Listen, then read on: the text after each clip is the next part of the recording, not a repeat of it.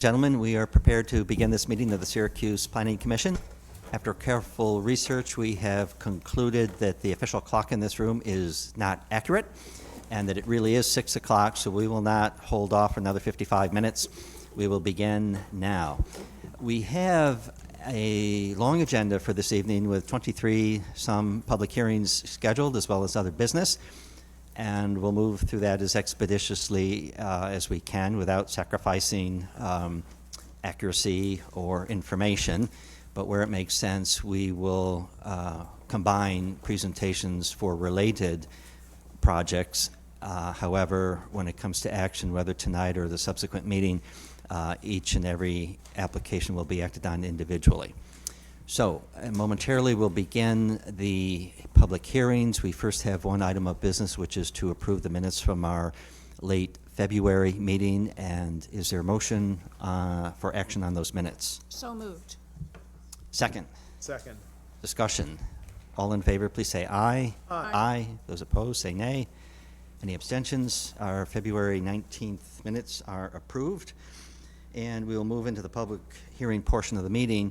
Just by way of background for anyone who might be unfamiliar with our process, as each application is announced by the staff from the podium, we will ask the applicant or their representative to come forward to the podium, provide your name and address for the record, and a brief summary of the application. When that presentation is concluded and the commission members have asked questions that they have of the applicant, we will invite members of the public to come forward to speak in favor of the application, and then we will provide a similar opportunity for members of the public who wish to speak in opposition to the application to do so. And where or when comments are made in opposition, we will encourage the applicant to return to address those comments made in opposition. And please use the microphone. It is adjustable, but the meeting is recorded, so we want to make sure we have everyone's comments when you speak at the podium. So with that, Heather, would you get us started, please? Yes, good evening, Commission members. Mr. Kulik, the first three public hearings are companion pieces, and these are continued from February 19th of 2019. So I will read them off because they were noticed.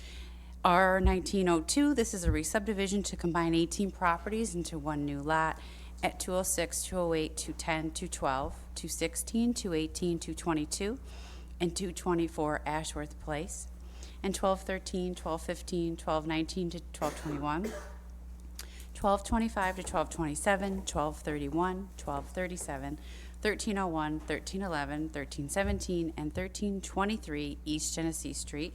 Northside Genesee Associates LLC is the owner and applicant, and these lie within a residential Class B and a residential Class C zoning districts. The second public hearing companion piece is PR 1903. This is also a continuation from February 19th of 2019. This is a project site review for demolition and new construction for those portions of the property that are within residential Class B. And this is to construct a 7-story apartment building at 206, 216, 218, and 222 Ashworth Place, and 1213, 1215, 1219 to 1221, 1225 to 1227, 1231, 1237, 1301, 1311, 1317, and 1323 East Genesee Street. Northside Genesee Associates LLC is the owner and applicant, and these properties lie within a residential Class B zoning district. The special permit companion piece is SP 1906, also a continuation from February 19th, 2019. This is a special permit for an apartment building at 208, 210, 212, and 224 Ashworth Place. Northside Genesee Associates LLC is the owner and applicant, and these properties lie within a residential Class C zoning district. Thank you very much. And the applicant I see is here. Mr. Chairman, members of the board, Kevin McAuliffe, Barclay Damon, 125 East Jefferson Street, Syracuse, representing the applicant on all three applications. As you may be aware, the City of Syracuse IDA has not yet completed its review of the environmental materials. We think we've submitted everything that they and their consultants have asked for, so it's entirely possible at the next meeting that analysis may be undertaken and completed. whatever their determination is. And as promised at the last meeting, we are still working on modifications to the building to reflect some of your concerns and comments, density, size, height, et cetera, all of which we plan to have for you at the next meeting, assuming that the IDA has acted at that time. So I'd respectfully request that you continue these 3 hearings until your next meeting, when there's probably not as many on the agenda, or hopefully not as many. Okay, thank you. We appreciate that update. And for the reasons stated, we'll be unable to act this evening because of the secret determination being not available yet at this time, plus revisions to the project underway. However, the 3 hearings have been advertised, so we will proceed to ask about individuals who may wish to speak either for or against at this stage, knowing, of course, that the hearing will remain open and there'll be additional opportunities later at subsequent meetings of the Planning Commission once those other steps have been taken, revisions to the project plan and the secret determination is available. So, some of you may have come this evening to speak on this, so let's provide that opportunity. Is there anyone here who wishes to speak in favor of either of these 3 applications? If so, come to the podium. Yes.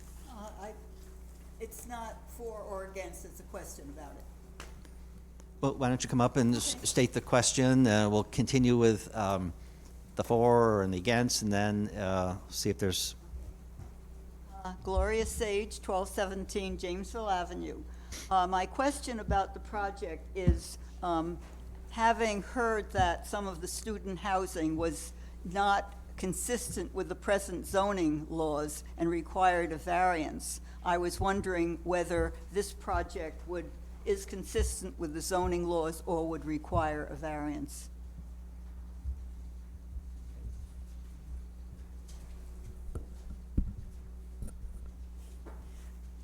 So Gloria, if I understand correctly, this, you want to know if this project requires any variances or waivers? It does. It does what? Require both. It's been to the Board of Zoning Appeals and also it has been here.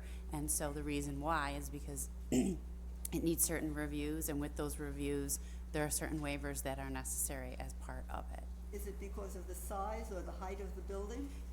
Yards, setback, density, requires a re-subdivision, combining the land. So each of these 3 reviews set forth what is necessary in order for it to move forward as submitted. Okay, thanks for the clarification. Are there individuals who would like to speak in favor of any of these 3 related applications? If so, come forward. Is there anyone who wishes to speak in opposition to any of the 3 related applications? If so, please come to the podium, provide your name and address and your comments. Okay, I don't see any speakers for this evening, but please know that these 3 hearings will be held open. We'll continue to receive additional information as generated by the applicant, and we're awaiting the determination from CIDA regarding the seeker determination. And these hearings will be republicized for the next commission meeting as well. Yes, thank you. So the next public hearing is SP 1904. This is also a continuation from February 19th. We were awaiting the transportation planner's comments on this. This is a special permit for light-duty motor vehicle repair at 1200 Park Street. Mohammed Haq is the owner and applicant, and this lies within a business class A zoning district.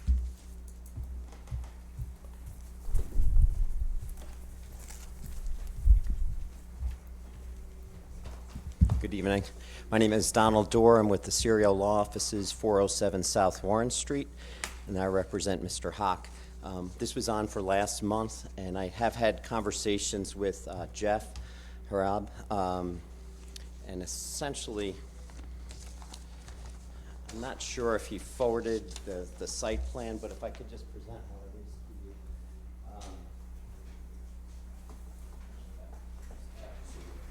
to you. Chair. I did review the transportation comments about the curb cuts, and there was some confusion. So the area's in yellow, so we're proposing a 24-foot wide Park Street curb cut. It's there now, but that's what we would propose. And then just a small 12-foot on Pond Street, that's for the residential parking spot. And then the areas that I highlighted in orange is where the city would put new curbing in. So we propose new curbing on that. There is curbing, but it kind of has deteriorated. So you'll see, like it says, existing curb on Park Street on the top, and then there's some yellow where it says drop curb. That's because the curb kind of has disintegrated over the years. There is on the side, on the corner of Park Street and Pond Street, all the sidewalk was done for ADA, and the city already put the curb cut in there. Mr. Hawk spent at considerable expense, about $17,000 to $18,000. He did put in all new sidewalks ahead of this. The other thing, and these are updated pictures from the middle of the snowstorm, but what he did is also to prevent the cars from being in the, temporarily, from being in the right-of-way, he put a barrel and some police line tape, or, the stay-out tape, the yellow tape, and you'll see on the new site plan that he has bollards proposed from the sidewalk on Park Street to the corner of the building along his property line. So it'll be a bollard and chain. You could see them, the dots on there. The surveyor did add that in. So I think that really addressed the concerns that you had last month, or at the last meeting. If you approve this, we would present you with an updated site plan. And again, it's for light automotive, and we need this approval. Don, did you submit that to our office? This was submitted in emailed. I could give you a copy. Yes, thank you. So Jeff had gotten, I emailed it to him. Great. And he saw it said proposed curb cut, and he, on the one that was submitted to Oh. you, it said proposed curb cut, and he thought it was 75 feet long. And I said, no, that was just, it should be proposed curb, not curb cut along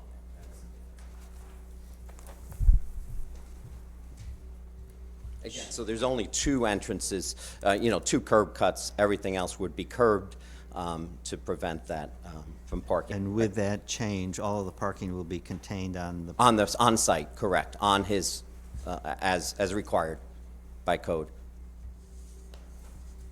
So the curb cut on Pond is 12 feet wide, and the one on Park Street is 24. Right, it was 25, that was a typo too. It Okay. should be 24. That's the width of the driveway that's allowed. Thank you.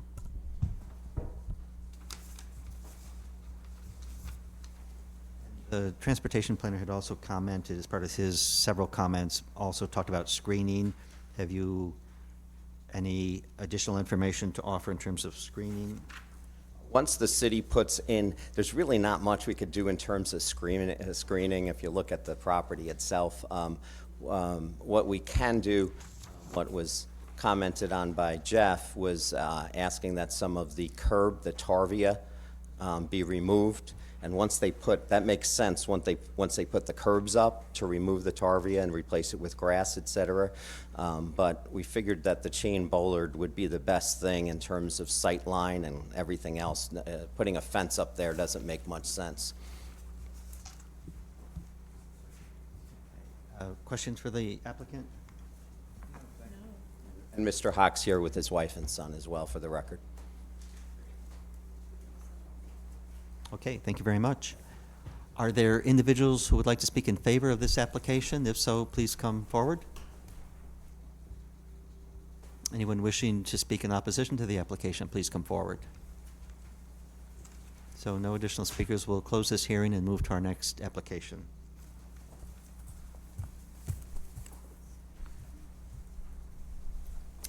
The next two applications are companion pieces.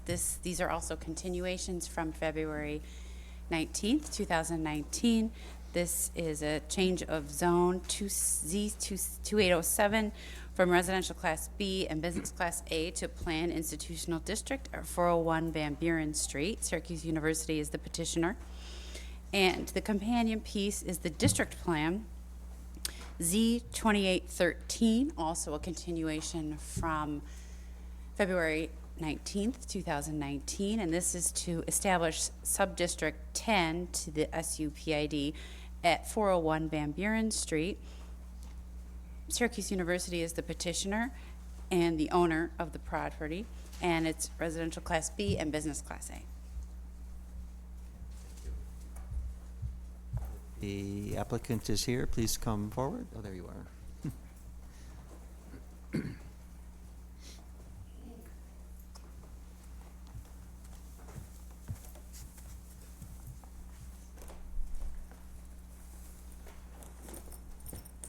Chairman Kulik and members of the Planning Commission. On this particular item, we don't have additional presentation tonight, but are happy to respond to any questions you might have.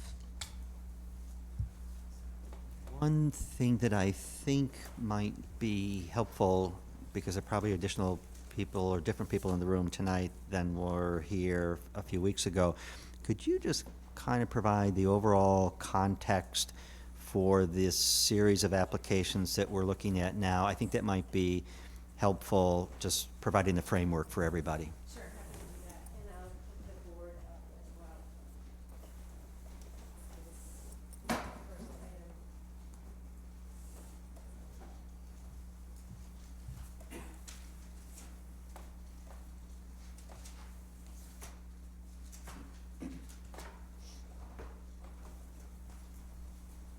Jennifer Bybee, Assistant Director for Campus Planning with Syracuse University. The office address is 1320 Jamesville Avenue in Syracuse. And I'm going to do a redo per request of the overall comments I made at the beginning of the February 19th hearing, which applies to all of our rezone requests for planned institutional district zoning and also for approval of the district plans that accompany the planned institutional district zoning. So these rezoning applications for PID zoning are not accompanied by any projects or proposals at this time for new construction. We were motivated to seek these rezonings because as part of the city-initiated Rezone Syracuse process, we, like many other property owners, took a thorough evaluation of what zoning districts our properties were in, and it made sense to us for the particular properties which are the subject of tonight's hearings that we propose planned institutional district zoning. Many of Syracuse University's properties will remain non-planned institutional district, but for these we are seeking planned institutional district zoning and the accompanying district plans. Because there are no specific projects or proposals or development plans associated with what we're seeking in the PID zoning, the district plans for all of them is what's on the ground. So it's essentially a snapshot of whatever's there. And the main idea of that is, assuming the PID zoning is recommended and approved by the Planning Commission and then approved by Common Council, if and when we have a type of specific development proposal, then we need to come back to Planning Commission and to Common Council in order to amend the district plan to reflect whatever it is we would be proposing. In addition, we also would need to seek and be approved by Planning Commission for project plan approval before we would be able to have a building permit. So, let's see. The existing uses for all the districts and the sub-districts that we are proposing are actually already allowed by PID zoning, so we don't have problems with uses. As I said, the district plans for each are reflecting what exists currently. That is true for parking, setbacks, etc. Regarding seeker, we believe that negative declarations will be in order for unlisted actions.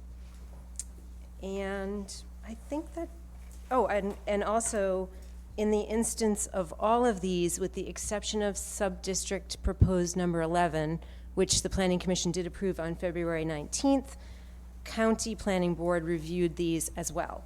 And that was actually at the February 20th hearing, and they were all positively recommended, and I believe you should have in your files the county planning board recommendations resulting from that meeting.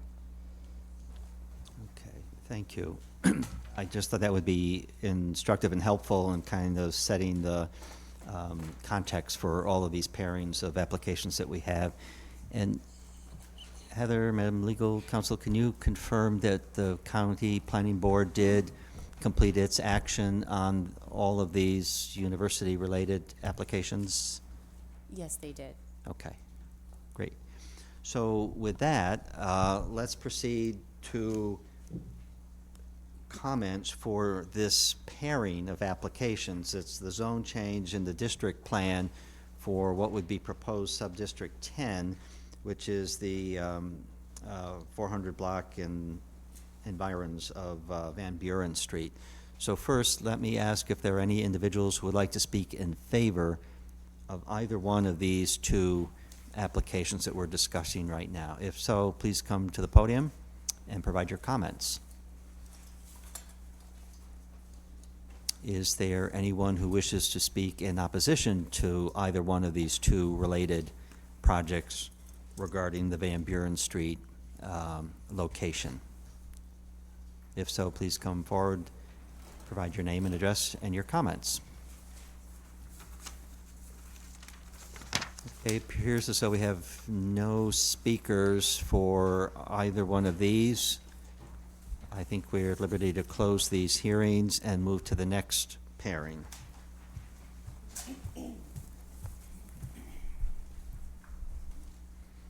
The next two public hearings are also companion pieces and also continuations from February 19th of 2019. The first one is Z 2809. This is a change of zone from residential class B to planned institutional district at 504, 506, 510, 514, 600, 602, 602 and a half, 604 and 606 University Avenue, and 909 and 911 Harrison Street. And Syracuse University is the petitioner. The companion district plan is Z 2815, also continuation from February 19th, 2019. This is to establish subdistrict 12 to the SU PID at 504, 506, 510, 514, 600, 602, 602 and a half, 604 and 606 University Avenue, and 909 and 911 Harrison Street. Syracuse University is the owner of these properties, and these all lie, actually, they lie within a residential Class B, and there's one that is split with, between residential Class C as well. And I believe that's 606 University Avenue. Okay, thank you, Heather. So you're welcome to say something additional, but I think what I was trying to do was save everyone a little bit of time, but also provide what would be relevant context for all of these cases that are following. So the same remarks that the applicant made for the previous set by way of background would also apply to these two applications. So just that piece of information remains the same. And so now I would invite anyone who wishes to speak in favor of either of these two applications centered on the Harrison Street location to come forward and do so. Anyone wishing to speak in favor of either of these two? And is there anyone who wishes to speak in opposition to either of these two applications focused on the Harrison Street location? It doesn't seem as though we have any speakers on these two, so we'll close these two hearings and move to the next pair. Heather, you're going to have a bigger speaking role tonight than anyone else, I think. The next two public hearings are also companion pieces and also both holdovers from February 19th of 2019. Z 2810 is the change of zone from industrial class A to planned institutional district at 420 and 500 East Taylor Street and 1202 to 1204 North McBride. The companion district plan is Z 2816, and this is to establish the steam plant subdistrict to the SUPID at 420, 500 East Taylor Street and 1202 to 1204 McBride. Syracuse University is the owner of the properties, and they lie within a industrial Class A zoning district.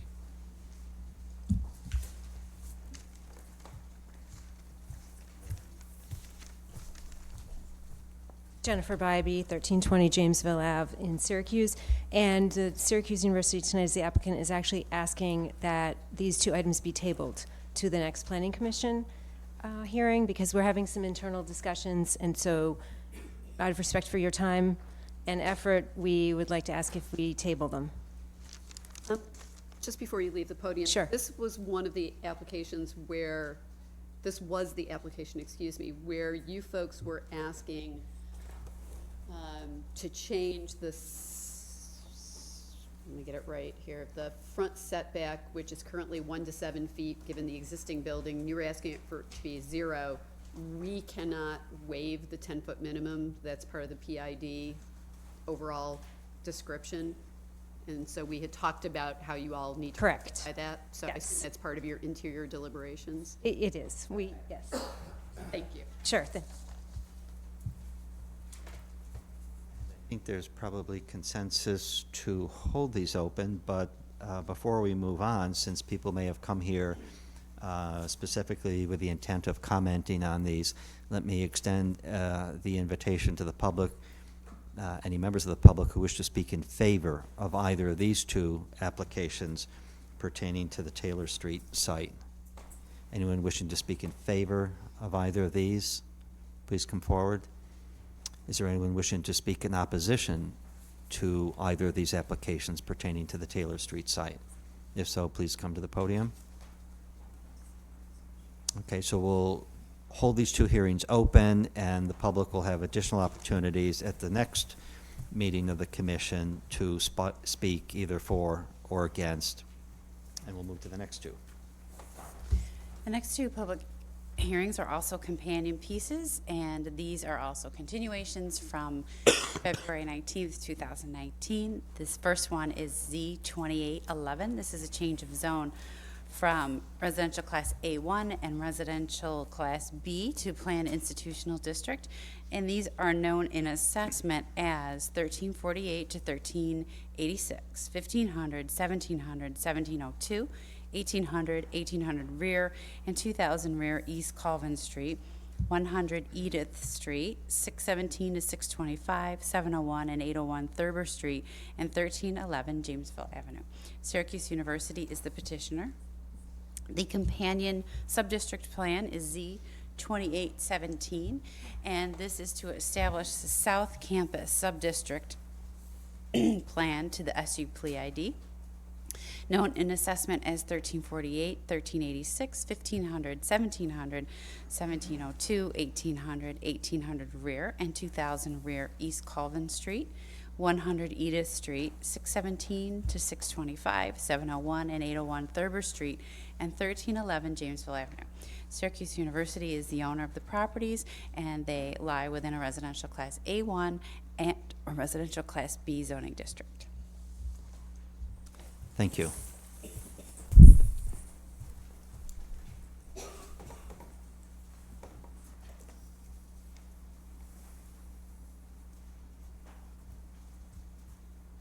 Jennifer Bybee, 1320 Jamesville Ave in Syracuse with Syracuse University. And I don't think you're necessarily asking for a representation, so I thought I would launch right in with new information. Okay. There were a number of residents at the last hearing. I see many of the same residents here tonight. And so I wanted to address some things we've done in response to the comments that were received. Unfortunately, Sydney Johnson, who is our executive director for government relations, wasn't able to be here tonight. But she reached out to Mr. Christopher Dodson, who is here tonight, who is the president of two of the local neighborhood associations, the Comstock area and the University area associations, and discussed with him our development proposals. Also submitted to him, which I believe you also have, because I did provide it to Ms. Lamondola, a sheet that looks like this, which indicates notes that we made regarding the area of concern that neighbors expressed. And also, the other thing shared with Mr. Dodson was a smaller version of this same map dated February 8th. So as indicated in the handout, just as I indicated earlier in my presentation, the university does not have any specific development proposals for South Campus, and we would have to go through quite an elaborate process at the time that we may choose to. In particular, with regard to the area that's zoned RA1, there are a number of things that would have to happen were we to try to develop the properties. First, there are a number of parcels in that area, and there are also paper streets, not real streets.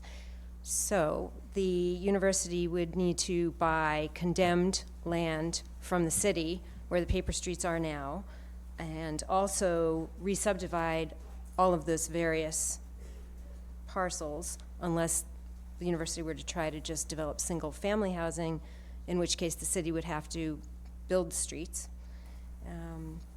Because, like with all the other district plan proposals, what the district plan is calling for is what's on the ground. We would need to propose a district plan amendment, and that would go to your board and also to Common Council. And then we would also propose whatever development proposal we might have as project plan review to the Planning Commission. So there are a number of public input and public processy steps that are necessarily involved. Secondly, the university has voluntarily offered up to provide a 50-foot setback for the majority of these areas, and I can we did still propose 10-foot setback way up in the northwestern corner along East Colvin Street, 10-foot setback for a front yard being the typical PID setback that's in the code. Everywhere else, we are providing 50 feet. Actually, the one other exception to that is on this east side, right by Village, University Village Apartments, where we proposed 15. So about the 50-foot setback, again, it's 5 times what a front yard setback in the Plan Institutional District would call for. And in the Plan Institutional District, side yard setbacks can be as determined by Planning Commission. The existing RA1 zoning has 20-foot rear setbacks, 30-foot front yard setbacks. So we're providing in instances where there'd be a front yard setback 20 feet more, and we think that's a significant amount of property, especially when you look at a difference between a 10-foot setback, a typical PID setback, and the 50 we're proposing, the 40 feet being the width of many of the parcels that right now exist in RA1. So we think that we think it's a reasonable proposal. Again, given everything that would need to happen if we were to ever develop it, and also that it's quite a bit more of a setback than is strictly called for. Also, it was really interesting, my colleague Greg Fauché and I, looking at the RA1 zoning regulations and what's proposed, and seeing that actually institutional uses are allowed with special use permit, that there isn't a height limit. So we think that the Plan Institutional District regulations involving all of the steps of having to do a district plan, project plan review, offering up the 50-foot setback, and all the other things that are specific to these properties because of the paper streets, et cetera. We think that the Plan Institutional District with the 50-foot setback provides as much protection, if not perhaps more, than the RA1 zoning that exists currently, which does allow for clustered housing, and as I said, university office with a special use. So that's where we are at this point. Okay, thank you. That's good additional information to have that we didn't have last time. Thank you for undertaking the conversations with neighbors who have an interest in this. And of course, your original comments, again, apply to this pair of applications, so we'll move immediately to the public and ask if there are any individuals who wish to speak in favor of this application, or either one of these 2 applications, to come forward to do so. And if We have none of those. Are there individuals who wish to speak in opposition to either one of these? So simply come up one at a time, provide your name and address and your comments for the record. And as each person finishes, the next one can come up and do the same, please. Thank you, Mr. Kulik. I'm Lucia Wisdand. I live at 11 Nursery Lane in the Homeowners Association known as Comstock Commons, and I rise to speak against zoning number Z2811. I apologize I could not be at the earlier hearing, but I've been having eye surgery and I couldn't see anything. Comstock Commons has 25 units in it, and it's this little area here which I'm speaking about, this sort of triangle. And it appears that they want to change that to being an institutional area. The problem is that those of us who live there were told when we bought the property that the area that they're trying to turn institutional would not ever be built on because of the environmental drumlin that was there and the various berms and whatnot. And if I may approach, I'll give you a copy of my survey. And I'm on 5B at that location. And the official city planning commission appears to go through my house map, which rather alarmed me.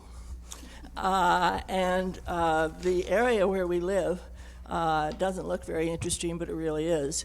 All the houses are painted the same color. But the average cost of those houses are about $225,000. And so we provide a nice tax revenue to the city of Syracuse. And no matter what the setback, some years ago, I think in 2003, the university made part of the Hookway track institutional and put in playing fields with lights that they said nobody'd see. Well, guess what? Everybody sees them all winter long. And so it makes us very, very nervous to have something go through that could devalue our property because we're very fond of our property and are very fearful of something. As you can see on my survey, I'm practically in that area, which I presume the builders presumed would be forever wild. And so that is what I oppose. Thank you very much. The next speaker, please. In opposition, just come to the podium, provide your name and address and your comments. My name is John Boylan, 201 Arnold Avenue, Syracuse. I spoke in opposition at the last meeting, and I do so at this meeting as well. I am in opposition. From what I understand, and please correct me if I'm wrong,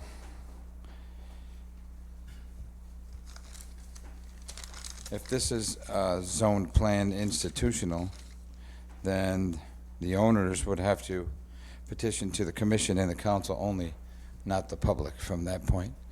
Is that correct? Public has an opportunity. There would be a process that involves appearance before this commission, and if that is favorable, the application would then move on to the city council. In both instances, there would be opportunity for public input. Certainly is at this body, but I believe the Common Council would generally have a public hearing as well, and certainly individuals have an opportunity to speak with individual councilors, district or citywide. Any proposed development that would require any waiver from this body or a variance from the Board of Zoning Appeals would require a public hearing, and therefore the neighbors within the required distance would get public notice. And that's even if it's already zoned planned institutional district? Well, essentially with what they're proposing, that would most likely be what would happen. They can build within the parameters that are allowed within the PID, and for waivers, they would, am I explaining that correctly, do you think? Then they would need to, if their proposal would require waivers for, say, a large project, they would have to get a public hearing. Okay. I'm still in opposition due to traffic due to, more crime in the area possibly. This is a residential area. This would change the complete dynamic of our area, up at the top of Row Ave and Arnold Avenue, Thurber Ave, Goodrich, all of that. And also, we're concerned about the property values. And I was really concerned when they mentioned there's no height limitation.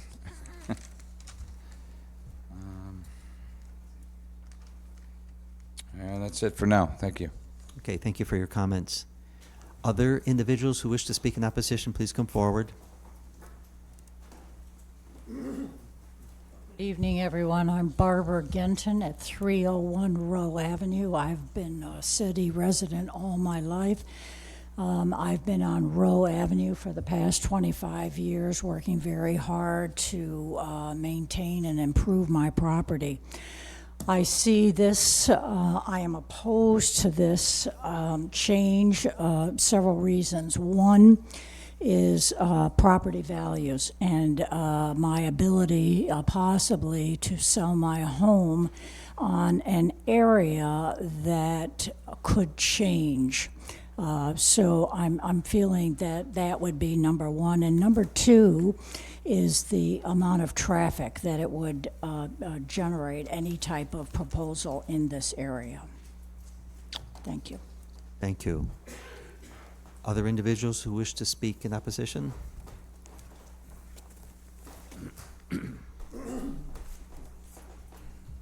Good evening. I'm Wendy Vanderbogart. I'm also a city resident, and I also own property at 32 Nursery in Comstock Commons with my son. And I am speaking in opposition to this for a variety of reasons, and I'm just going to go through a quick laundry list. I was actually quite surprised when I came here. I was not able to be at the February meeting, that there were so many planned institutional districts proposed by Syracuse University.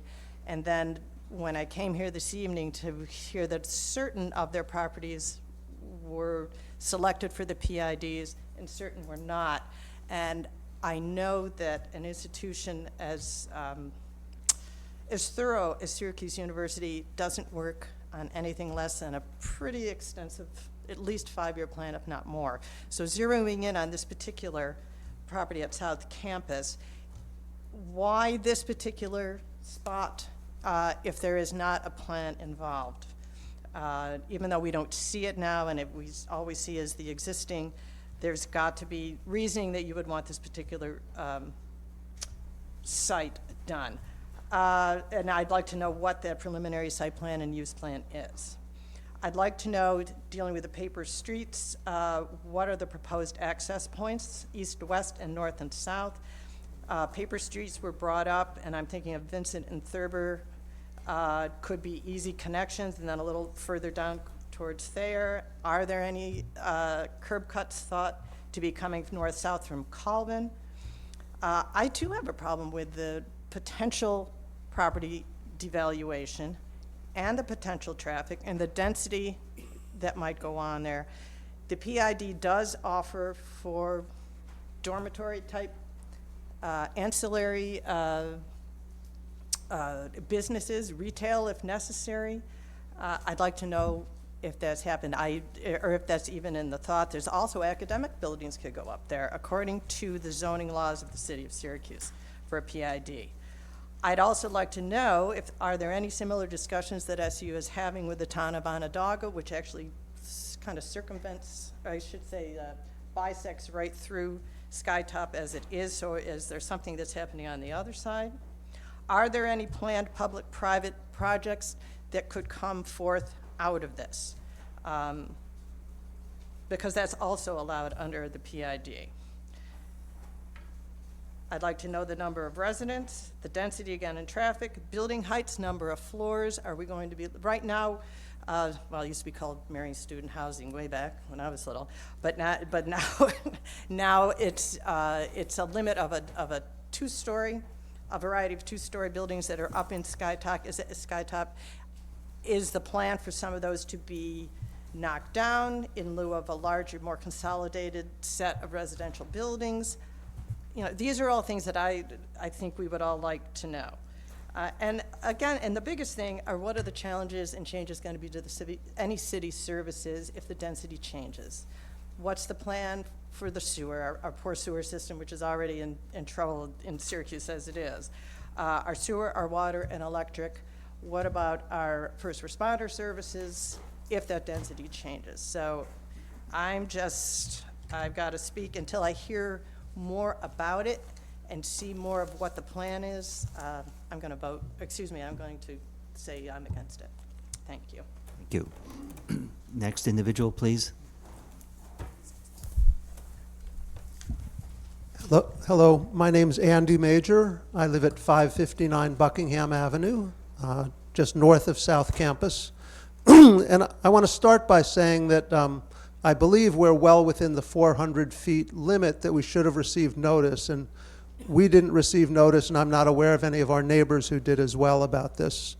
So I'd appreciate whoever handles that to look into it, please.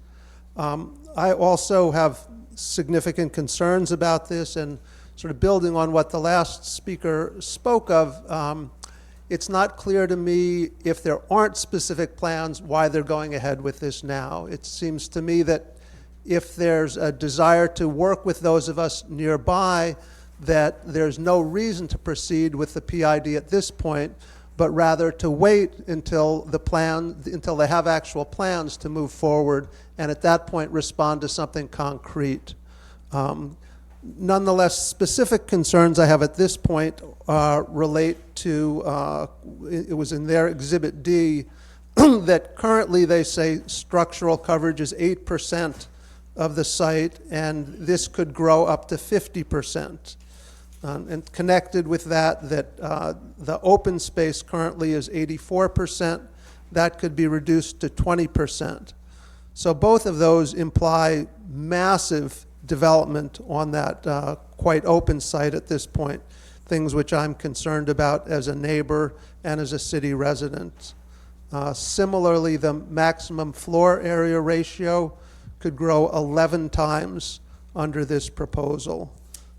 So I would encourage the Planning Commission to hold off on approving this and encourage SU to wait until they have concrete plans for developments that they would like to put in place, and then to bring it back and let you and the community respond to those concrete plans rather than a general step that doesn't seem necessary or particularly useful at this point. Thank you. Thank you. Next speaker, please. Gloria Sage, 1217 Jamesville Avenue. I spoke about this last time, and I just want to partially reiterate what I said, and sort of add to it a little bit. One is that this type of development would change the character of the neighborhood. A lot of people have lived in this neighborhood out of Comstock because it is sort of suburban residential. And this would change the character. It will affect property values. I definitely agree with the people who spoke. There would be a lot of more traffic from Syracuse University. I live on Jamesville Avenue, and there is a stream of traffic from the university down Jamesville Avenue. And technically, this traffic is allowed unless it's over 5 tons, because trucks are not allowed. But trucks come, not only university trucks, but trucks that are resupplying, the dining room services, like, the big Cisco meat trucks, tractor trailer trucks coming down where the definite signs, no trucks. And so development there could be such that one would need trucks, and in these streets that are unimproved, no sidewalks, and as I said, the main thing is the character of the neighborhood and property values. The other thing is that it would be very easy to chop off that little part that's zoned A1 and leave it A1 and put the others into the planned institutional district. That would be the best protection that Outer Comstock could obtain. Thank you. Other individuals who wish to speak in opposition, please come forward.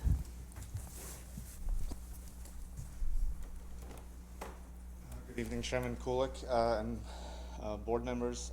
My name is Chris Dodson. I live at 219 Goodrich Ave. I'll try not to repeat what other people have said. I appreciate the communications from Syracuse University to me as the president of the Neighborhood Outer Comstock Association. However, I do believe that changing the zoning on these particular parcels at this particular time, in my opinion, takes a tool away from the residents to come and be informed and also add their input into any project should one be proposed in the future. And so I think keeping the zoning as it is probably the best. I also think so everyone who lives in this neighborhood has taken on acceptable risk living next to the institution. A risk living next to a good neighbor, a good institutional neighbor, knowing that we have dorms and other SU properties on 3 sides of our neighborhood. However, changing the zoning here creates an uncertainty for something that could come in the future that may change the character of the neighborhood. And I'd also recommend that Syracuse University removes these parcels from its plan, perhaps keeping it forever wild and focusing any future redevelopment of South Campus where development already exists on South Campus. Thank you. Thank you. Are there additional individuals who wish to speak in opposition to either of these 2 applications? If so, please come forward. I think that might be our speakers on these 2 items for this evening.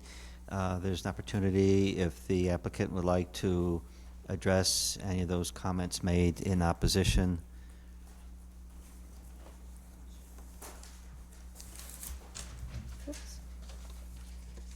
Thank you. So I'll try to respond in summary to the comments that I heard. First general comment I heard was why going forward now, as indicated in February 19th and also tonight. We were motivated to do this because we think it makes good planning sense. This is a zoning district that much of our campus is in, and we think that it makes sense and is a good fit. And I will state again, we don't have any specific development proposals for South Campus or for the RA1 zoned area, and that's not the motivation for doing this.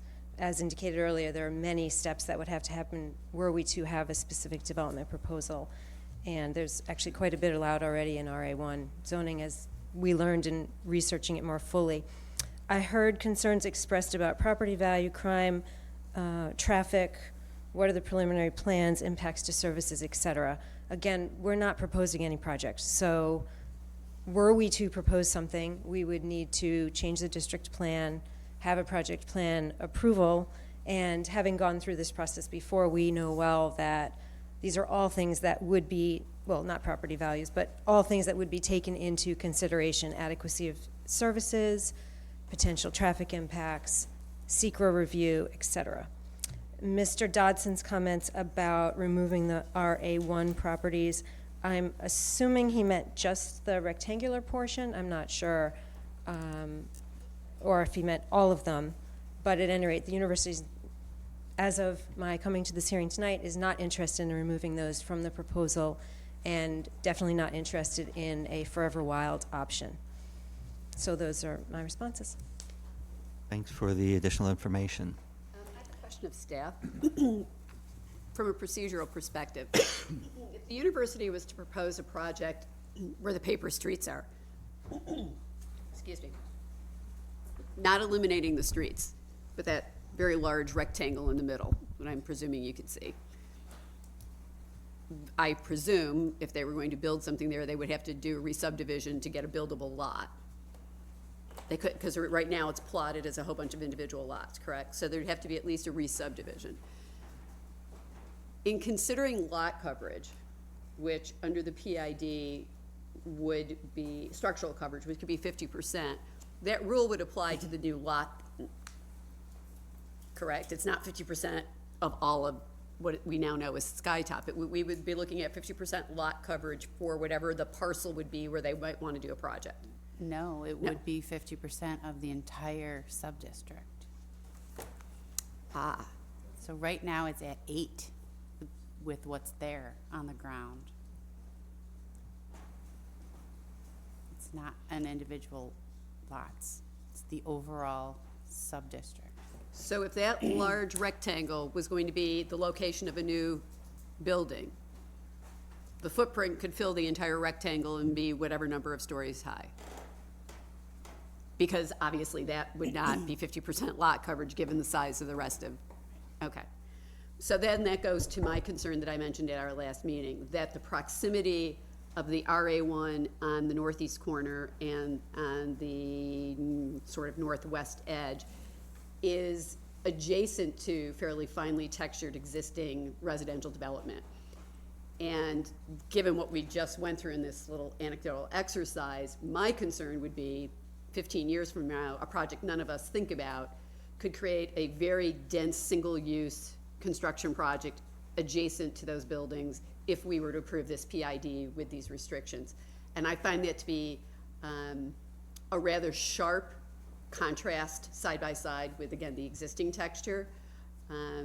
So my inclination is to try to find a remedy. I appreciate what you said. You don't want to remove it from the PID. As I recall my understanding of rules and regulations for PID, the plan could be detailed enough so that this area could be within the PID, but physical requirements could be different for this area and the other RA1 area if the plan was devised that way. It doesn't have to be forever wild, but it could have a slightly larger, less density. A plan can be finely tuned. It doesn't have to be generic like this. You could probably suggest the specific parameters in a specific geographic area. I can go over that with my attorney, but it would seem like if that's a reasonable deviation. I'm trying to find a compromise. And as I recall, and this is literally decades ago, the PID that deals with where the hotel is at the core of the university was fairly specific. There was a box that said hotel, and there was a box that said whatever all the buildings were supposed to be. They weren't the form or the scale of what was ultimately built, but the plan, the district plan, was fairly detailed about what use was going where. So I'm thinking with that as an example, this plan could be maybe a little more finely detailed so that we could address some of the neighbors' concerns and some of the concerns that I've just voiced. But rather than do that here, I would propose that we could either keep the hearing open and the applicant could work with staff in light of the comments that have been made, or we can close the hearing and we can just vote on the proposal that's ahead, in front of us. But I find this to still be a concern for me.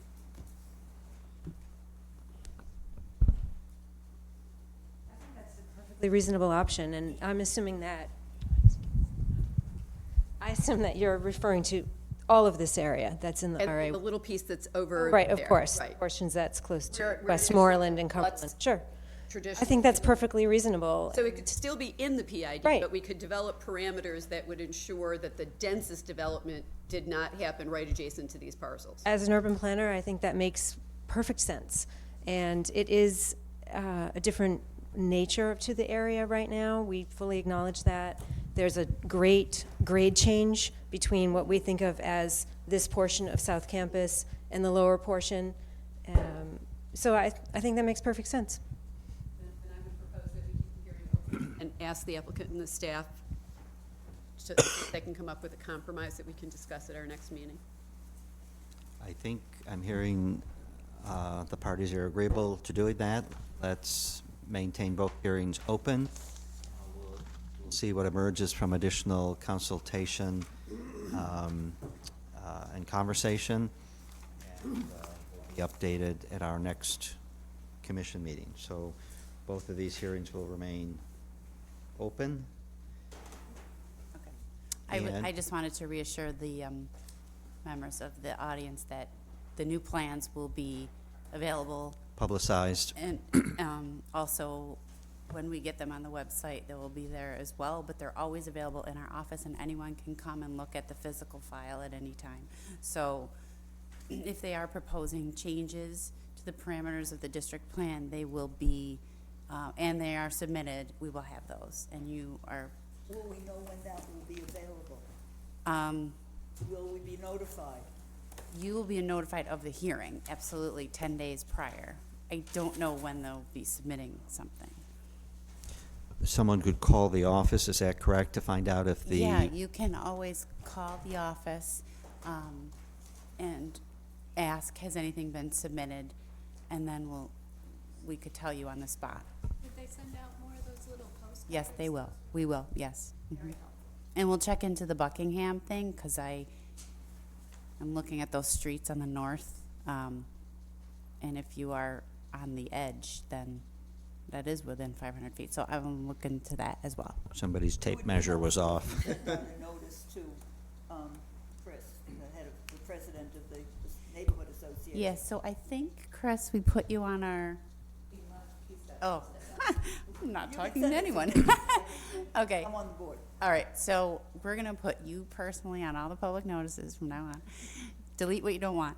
And we'll also add Chris as the representative for the Outer Comstock, okay?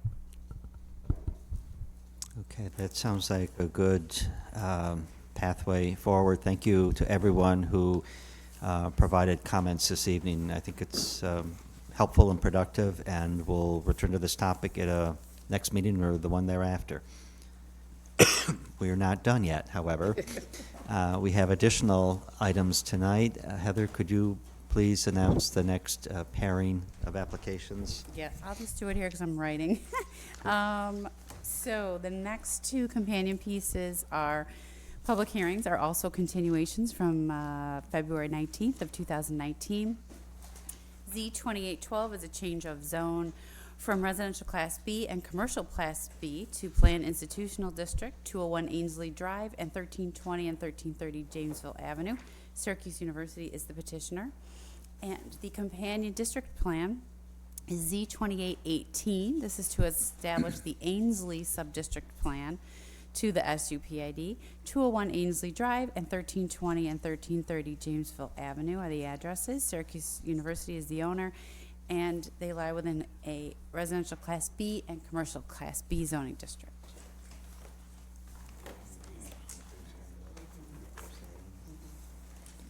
So, thank you for that summary. The applicant, if she chooses, has an opportunity to say something specific to this pairing of applications. Otherwise, the introductory comments made some while back this evening would apply to these two applications. So I'll pause momentarily and see if you wish to add anything additional. Yes, thank you. Jennifer Bybee, 1320 Jamesville Avenue, Syracuse University. And I don't have new information on this item, but I'm happy to, on these items, but I'm happy to respond to any questions. Thanks. So then we'll move immediately to see if there are members of the public who wish to speak in favor of either of these two applications. If so, please come to the podium, provide your comments. I see no speakers in that category. Are there any individuals who wish to speak in opposition to either of these two applications? If so, please come to the podium, provide your name, address, and comments. I actually I have a question for you. Sorry. So in this one, the setback, the side and rear yard setback is proposed at 37 feet. So where these parcels abut the RA1 zone, I assume those are the backs of the parcels, so there'd be a 37-foot rear yard setback from that line?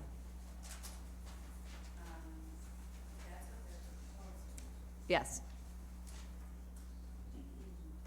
As I read the chart, that's what I think.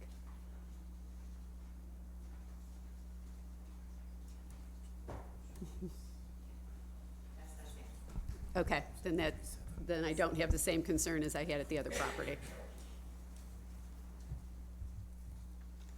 There's actually a piece I don't know how anybody's gonna build anything on, but that's a whole nother issue. 37 is what they're proposing on all sides except for, Well, one of them would, that one would be a side 10 yard. feet along Jamesville Ave, 10 feet along Ainsley, 37 everywhere else. Well, most of it looks like it would be a rear yard setback from the RA1, except for one parcel, a couple of parcels where it actually would be a side yard, I assume. Yeah. Right, if the frontage is on Jamesville? So wouldn't that be a side yard setback? The frontage on Janesville is the front. It would be front. Right, but as you go back into the lot, perpendicular off Oh, of that'd be James. side. Yep. Okay, Correct. so that would affect like a couple of properties. And that looks like existing with the physical plant. Right, I can't speak about the other piece, the other one the is green and the, yellow. the old There. literacy building. Yeah, maybe Jennifer, you can. Yes, I'm happy to address this. Great. We chose the 37-foot setback because it is the existing setback to the west of the physical plant building. Okay. And due to the proximity of the residential neighborhood, we thought it was a good Yes. and sensitive and sound planning option. So that's why we proposed that there. For the two front yards, Ainsley and Jamesville, we kept with the typical 10-foot PID setback. Actually, and I think you had mentioned that last time, but thanks for Yes. reiterating it. Okay, thank you. So again, I don't have the same concerns as I did for the last applications, set of applications. So we asked for comments for, we asked for comments against, we had some additional clarification, staff level and applicant. I think we are in a position to close these two public hearings. And we will do so. And we have one more regarding a PID. One more hearing. Yes, this is a standalone. This is Z 2796 M1. This is a district plan amendment for an existing planned institutional district. This is to amend the sub-district number 3 district plan at 100 University Place and 905 to 925 Irving Avenue. Syracuse University is the owner and the applicant, and it is a PID, planned institutional district. Jennifer Bybee with Syracuse University, 1320 Jamesville Avenue in Syracuse. Our project plan review modification application is for the Allen Innovation Center, which is an approximately 6,500 square foot addition to Link Hall. Link Hall is a building that is internal to campus. It is in Subdistrict 3 of the main campus planned institutional district. Be a 2.5-story addition, not visible from any public way, actually, because the closest street would be College Place, and the university owns that. This would be for basic programmatic use, academic, institutional. It complies with all of the zoning regulations. It's a modification, as the name suggests, to a previous project plan approval. One thing that is going on with this application is that in this particular subdistrict, Subdistrict 3, there has been a history of every time a project is proposed, we keep needing to amend the project plan parameters, because way back when this subdistrict was established, it had only a 35% lot coverage limit. And the stadium, also known as the Carrier Dome, used all of that and a little more, and first began this pattern of having to update the district plan in order to build anything. So there have been a number of very minor additions in this subdistrict, each requiring quite a process. As has been alluded to, it's sort of the theme for the night about coming to your planning commission, submitting an application to amend the district plan, accompanied with project plan, having to go to Common Council, et cetera. And in the basic zoning plan institutional district regs, 50% lot coverage is the basic. And this subdistrict has just always been a little different because the way it was adopted, which was with such a low subdistrict coverage, has put us in this situation. So where we're at right now in terms of overall lot coverage in Subdistrict 3 is 45.01%. This subdistrict having last been updated with association of a minor increase in square footage for the Archibald renovation rec center. And with this project, which again is about 6,500 square feet of total addition, the lot coverage of that is about 4,000 square feet, which brings us up to 45.25%. So those of us in the office involved with this thought, maybe we should just ask for the 50% coverage in this subdistrict to break out of this pattern of constantly having to change the subdistrict parameters. And that's one thing about this project, that it's a little different than most of our project plan review modifications. And accordingly, we would also anticipate going to Common Council with this particular proposal as well. And we believe this is type 2 under seeker, but we also nonetheless submitted a short form EAF. Thank you. Questions for the applicant? Good. Are there individuals who would like to speak in favor of this application? If so, please come forward. Anyone wishing to speak in opposition to the application, please come forward. So no speakers on this one. We'll declare the hearing closed and move to our next hearing.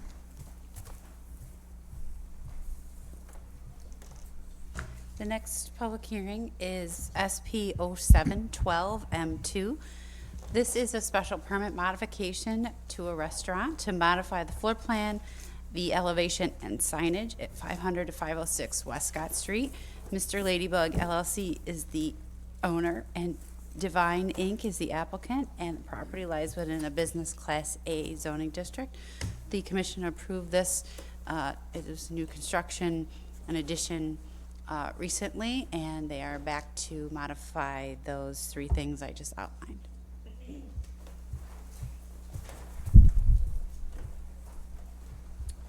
My name is William Pitcher, Pitcher Architect, 124 Fiegel Avenue, Syracuse, New York, representing the owner. The first part of it, the signage proposal, is new. You haven't considered that before, so that's new. The second part, the minor modifications, there were some changes on the interior seating and the number of seats and the exterior elevations on the windows. Those items were previously approved in November, and we're asking modification as shown on the drawings. Regarding the signage, the channel letters will be on the east elevation, which is facing West Scott Street, and there's a band of stainless steel trim that runs along the roof. The letters themselves only cover about 50% of that area. They're large letters, and that's due mainly to the building being set back away from the front property line. So the letters are quite large. They're basically going to be backlit letters. On the north elevation on Dell Street, those are going to be box signs, backlit box signs of similar lettering. And there is one wall sign on the north side for the real estate developer, and that has required information for HUD and real estate.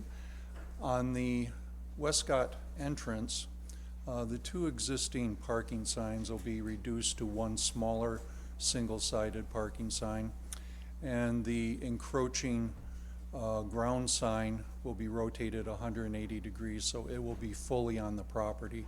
It'll remain the same size. So that's the new signage. On the seating plans, they took out the banquet seating and added in more booths into the seating. The seating was reduced from 88 seats to the presently shown 80 seats. So there's a net reduction. Some of the kitchen equipment was moved around. You have a second drawing on the elevations for the south and the west elevations, which show the equipment associated with the commercial hood, the exhaust fan, and the makeup air units. And on the east side, they wanted more windows and glass, so we're requesting an increase from 8 windows to 14. And those are the modifications.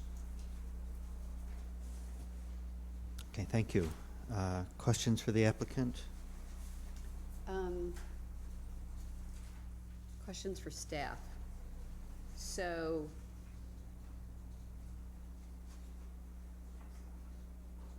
the largest wall sign for sign C, it says yes, number and area, a waiver. So it's only one sign, but what you're saying is that use is not allowed a sign? For the real estate? I don't see. I've lost track of what C is. Sorry.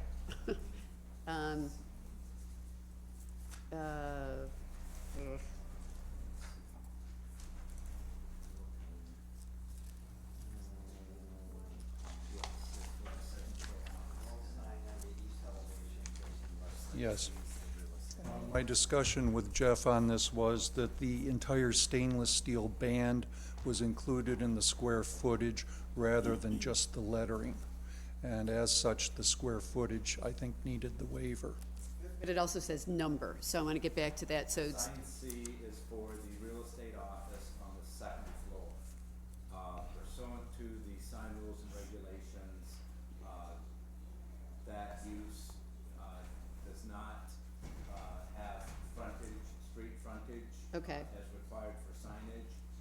So pursuant to the sign regulations, it's not allowed a sign, so it needs a waiver, to allow the sign, that would be the number, and then the area, since it's not allowed a sign, it wouldn't be allowed the area. Actually, it's C on here is not. C Yeah, I on was gonna here say, is for but- Rise and Shine on Westcott.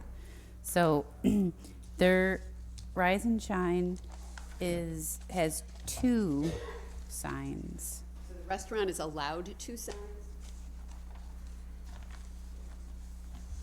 No, sorry. One wall, one ground, neither to exceed 40 square feet. So they have 2. One is facing Dell and one is facing the parking lot. Okay, so in the chart, should it say 2 instead of 1? Or is that supposed to be the number they're allowed? I'm sorry. In our chart, it says 1. right. So it should say 2, and that's why they need a waiver for, they should only have 1. Or number, right. So the one that's 99 plus square feet, that's the one that's facing, that's the one on the east elevation. So it's too big, Yes. but they can have a sign on the east elevation. So I'm assuming the second sign, wherever the heck Yeah, that is. it looks like from the drawings that it's sign C, but it's number 8. Hang on. And number 9 is sign D, which is above the doors where you enter into off of Dell. Okay. D and E. And as the applicant's representative just said, the reason that it's calculated at 99, whatever it is, square feet, is because we took the entire Yeah, metal we- banner into consideration when doing the calculation. Pursuant to the definition of sign, it's not just Okay. the letters, it's any background that it's Okay. upon. Yep. Okay.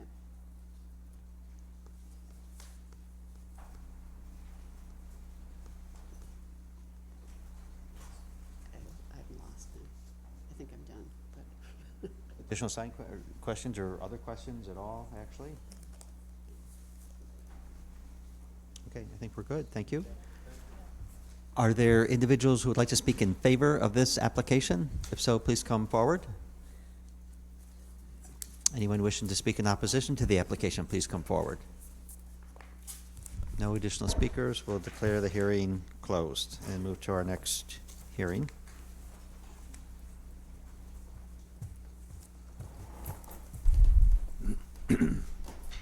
The next public hearing is a re-subdivision. This is R 1908. This is to combine 2 properties into one new lot at 309 and 311 Marguerite Avenue. Dominic DiDomenico and the Greater Syracuse Property Development Corporation are the owners and applicants, and they lie within a residential Class AA zoning district. Dave? Hi, Terry Luckett, Greater Syracuse Land Bank, 431 East Fayette Street. We are proposing to sell a buildable vacant lot at 311 Marguerite Ave that the land bank acquired in 2015 to the purchaser of 309 Marguerite. He is he's an investor that just bought that property and is rehabbing it. He would like to purchase the lot and combine it for additional yard space for his tenants and potentially a garage and a driveway in the near future. Thank you. Questions for the applicant? Okay, thank you very much. Are there individuals who would like to speak in favor of this application? If so, please come forward. Anyone wishing to speak in opposition to the application, please come forward. We have no additional speakers. We'll declare the hearing closed and move to our next one. And I see you didn't move far. That was good. You want to stay there? I'll stay here. Okay, so the next public hearing is R1909. This is also a re-subdivision to combine two properties into one new lot at 1413 and 1417 West Colvin Street. Sharita Wright and the Greater Syracuse Property Development Corporation are the owners and applicants, and the properties lie within a residential Class A1 zoning district. Sorry, I'm on the wrong one. Sharita Wright. She purchased the, do I have to say my name again? Terry Luckett, Greater Syracuse Land Bank, 431 East Fayette Street. Sharita Wright purchased 1413 Colvin Street from us in November 2015, and I don't know if you drove out there, but the vacant lot next door actually has a fence that fences in her backyard. She thought she owned that when she purchased the property, and we didn't acquire the lot until actually 3 years later, so we're just selling it to her at this time. Thank you. Questions on this application? Are there individuals who would like to speak in favor of this application? If so, please come forward.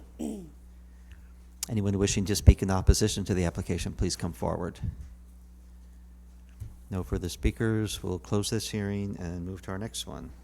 Next public hearing is R1910. This is also a re-subdivision. This is to combine 5 properties into one new lot at 223 to 225, 229, 233 West Colvin Street, and 115 and 119 Cannon Street. Jennifer Oselmo and the Greater Syracuse Property Development Corporation are the owners and applicants, and these properties lie within a residential Class AA zoning district. In this re-subdivision, we're... Yes, for the record. Oh, sorry. Terry Luckett, Greater Syracuse Land Bank, 431 East Fayette Street. In this re-subdivision, the land bank is actually selling 2 of these properties to Jennifer Oselmo. That would be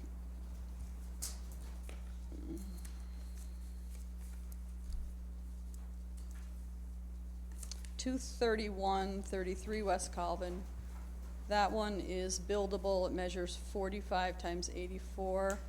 And then 119 Cannon Street, where a vacant house was demolished last October. That one is 52 by 132 feet.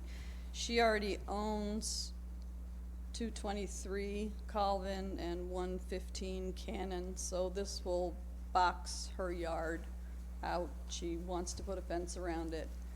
It's a difficult neighborhood there, and she wants more defensible space. Thank you. Questions for this re-subdivision? I don't really have a question, it's just an extremely large lot. You know, it is, Chris, and Caitlin and I had the same conversation, but Oh, I know the neighborhood, so I understand. Cannon is not a marketable street. And we feel that at this time, it's better to have a neighbor fence it in and take care of it and pay taxes. Later on, if that street ever becomes marketable, she can section it off. I agree, it's not ideal. Okay, it was just a comment, but thank you, I appreciate it. Appreciate your comment. Other questions or comments? Okay, thank you. Are there individuals who would like to speak in favor of this application? If so, please come forward. Anyone wishing to speak in opposition to the application, please come forward. No additional speakers here. We'll close this hearing and move to one more for you, I think. R 1912 is the next public hearing. It's also a re-subdivision to combine two properties into one new lot at 2013 and 2017 Lodi Street. Anthony Parenti and the Greater Syracuse Property Development Corporation are the owners and applicants. Both properties lie within a business class A zoning district.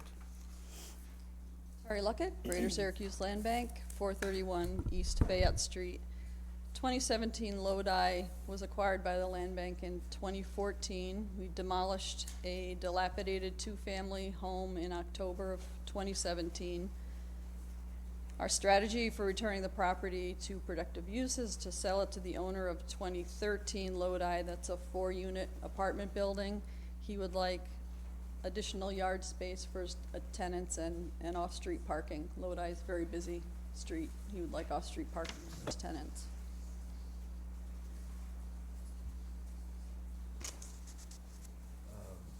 Structures on both lots? No. No, the 2017 is vacant. Okay, thank you. Questions for the applicant? Thank you. Are there individuals who would like to speak in favor of this application? Please come forward. Anyone wishing to speak in opposition to the application, please come forward.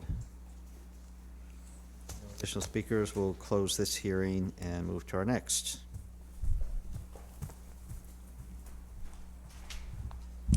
All right, the next three public hearings are companion pieces in addition to one of the new business items. So I will read the three public hearings together.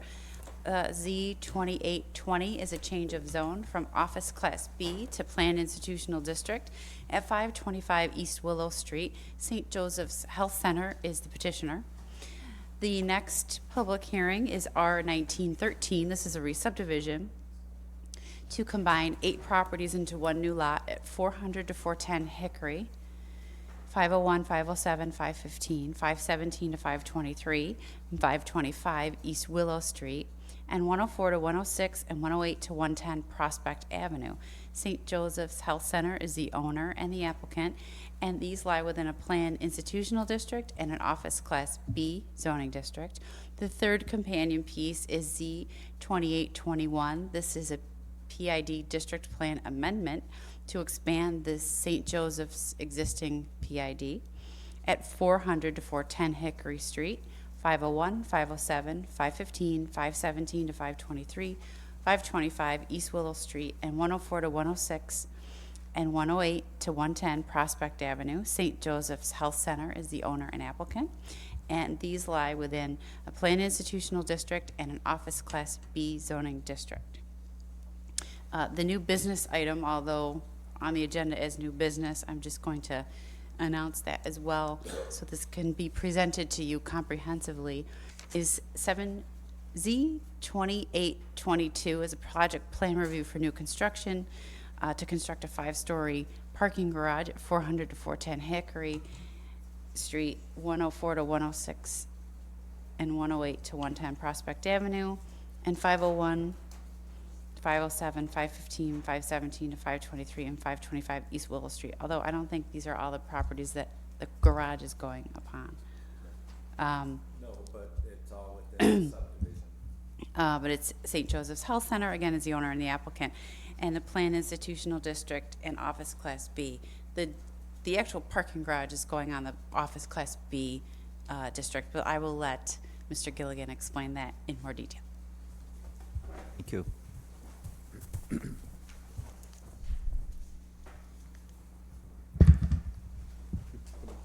Good evening, Mr. Chairman and Commission members.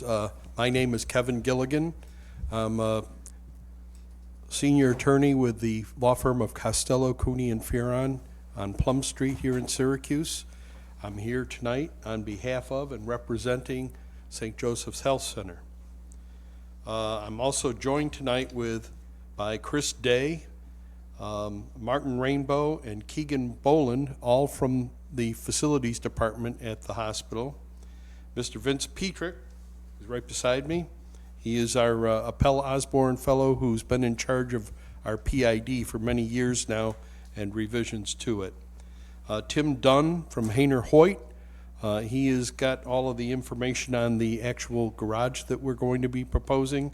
And Dave Slisky, who is our surveyor and who can answer any questions you might have about the re-subdivision and pulling the properties together. Heather went over what our applications are. The site involved, I think you all have maps in front of you in your package, right? But the site involved is right here at the northwest, this being north, west, east, south, the northwest corner of East Willow Street and North Townsend Street. Right there. It's the old Ploney's Auto Parts store from many years ago. And in recent history, it's been the grounds and maintenance building for St. Joseph's Hospital. It was acquired. We never got around to changing the zone on it. Eventually we knew we were going to pull it into the PID. Now the time has come. We have a really good reason to do it.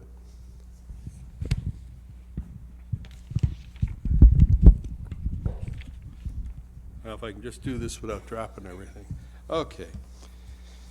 What we're planning to do, right now that old Ploney's building is still standing there. It's a one-story brick building, and we are planning to demolish that.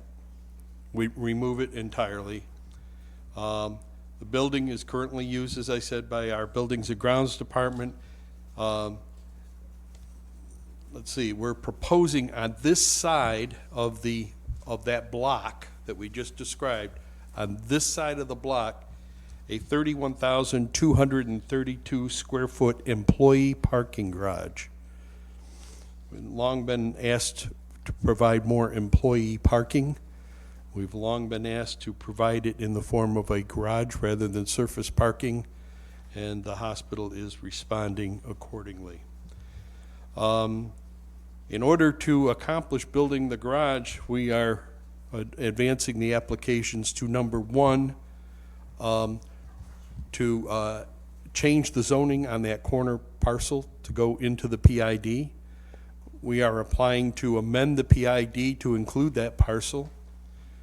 We are applying for a re-subdivision to combine all of the individual lots on that block into one lot. And we're going to eliminate all the internal property lines. The balance of that block will continue to be used for surface parking as it is today. This is just on half of it. We're going to build this 5-story garage. Several of the surface lots will have fewer parking spaces than they had before, but in the end, we're way ahead. I'll let Mr. Petrick get up now and answer any questions you might have about the PID.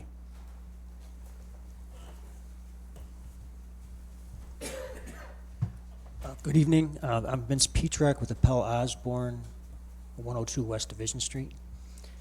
Just briefly here, let me just describe a few changes to the PID map. I'll point them out for you. There's a number of changes to everyone, with the most major one being this block, Lot K and Lot T changing, and obviously the Building and Grounds building coming down, and where that X is the new parking garage.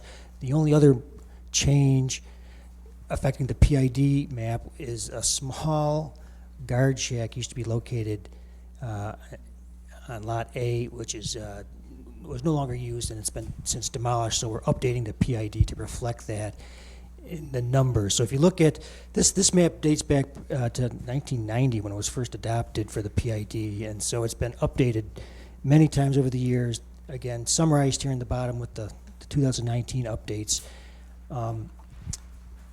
There are not a lot of changes because this lot is mostly paved or building, and it's essentially returning with the updates, it's still the same. So the numbers don't change a whole lot, other than the parking increases with the new parking structure. There's a net gain of 314 spaces. Open space changed a little bit, again, very minor. This total PID property is 21.7 acres. It's almost 944,000 square feet over that. So it's a total of 21.7 acres. So you use that number with our building footprints, and that determined our open space. And so we have 39.17% building, and we're allowed up to 50%, so we're still well under that. As far as parking overall, our minimum parking requirement is like 648 parking spaces is required by code with the various land uses, and the hospital in the PID district is providing 2,568 spaces, and that includes the update with the parking garage. So those are the main items and changes to the PID. Any questions? So the district plan, the PID boundary is being changed only to add that corner parcel into the PID that's currently existing. It's just that one corner parcel that's being added by changing the zoning and by modifying the district plan, correct? Yes, yes, Okay. that's correct. Just want to make sure it's just that one parcel that we're talking about. Okay. That's it. That's all I got.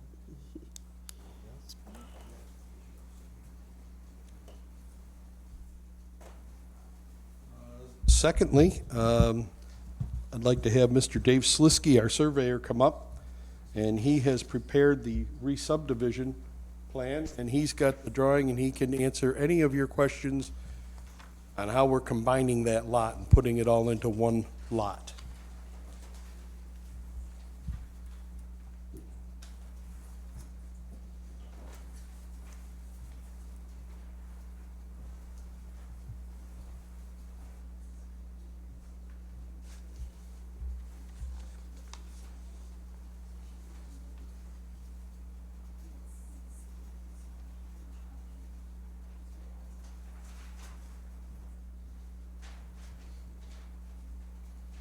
Good evening. My name's David Slisky. I'm a licensed land surveyor, and I work for the firm CT Mail Associates, 200 Gateway Park Drive, Syracuse, New York. As part of the development, St. Joseph's Hospital wishes to combine the 5 tax parcels that are currently shown on the survey map as map 17, blocks 16, lots 1 through 5. The lots are basically have individual addresses, but apparently there's 3 additional street addresses that must be carried over from previous development. We wish to combine those 5 tax parcels and the 8 lots into one buildable lot. Thank you. Simple as that. Questions?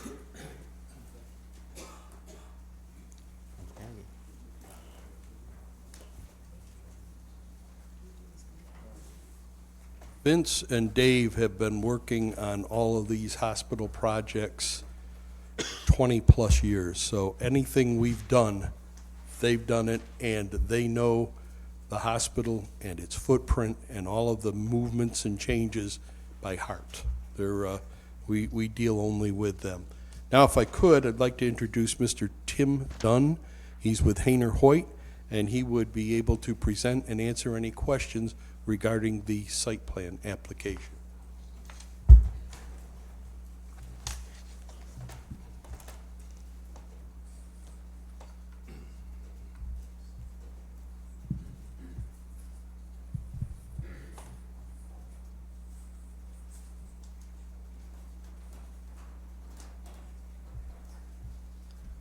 Good evening, I'm Tim Dunn, Hayner Hoyt Corporation, 625 Erie Boulevard West in Syracuse, on behalf of St. Joe's Health Center.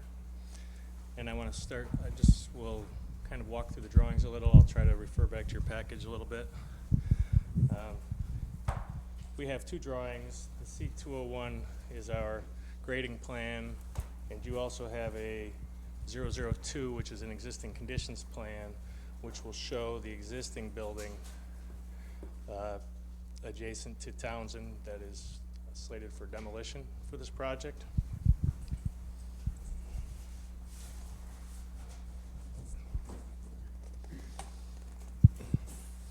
This will give you a view from Willow, the existing building, the maintenance facility that is slated for removal for the project.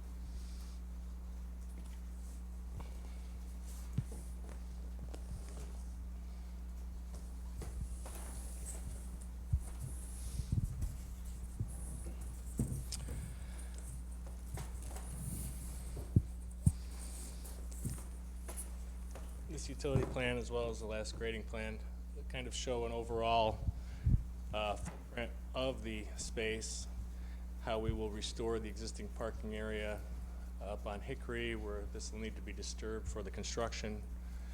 We have the proposed parking structure.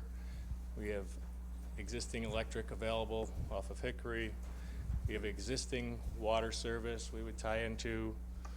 We have the existing sewer and the existing storm water, and the proposed structure would take the runoff from the top level, which would be no different than a parking lot, and put it through water retention to slow the process, so an improvement, and take that out to the storm system. But then internally, there will be drains that would go through the oil water separator, and that would go into the sewer system, sanitary.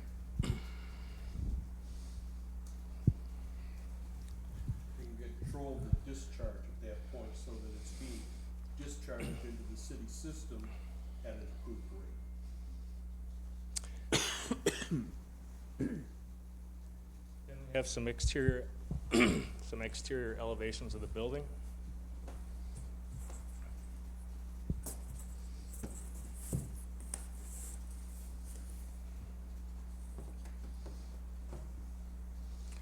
So from the north side, north elevation entrance, the west side down Townsend, and we show signage on the building.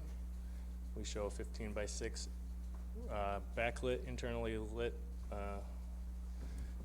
sign, and then on the south elevation as well, we'd have the St. Joseph sign. Then we have the employee entrances are not illuminated, they're just reflective. So the only lighting on the building would be exit and enter signs, and then there would be a wall pack over each of the doors only for safety. Other than that, there would be no exterior lighting, no spray onto the existing neighborhood. There's going to be internal lighting. All internal lighting, yes, yes. And then at the top deck, it would be down the center, yeah. With signage, there's, at the corner of Townsend and East Willow, we'd have a new wayfinding sign to show visitor parking versus employee parking, because this is employee parking only.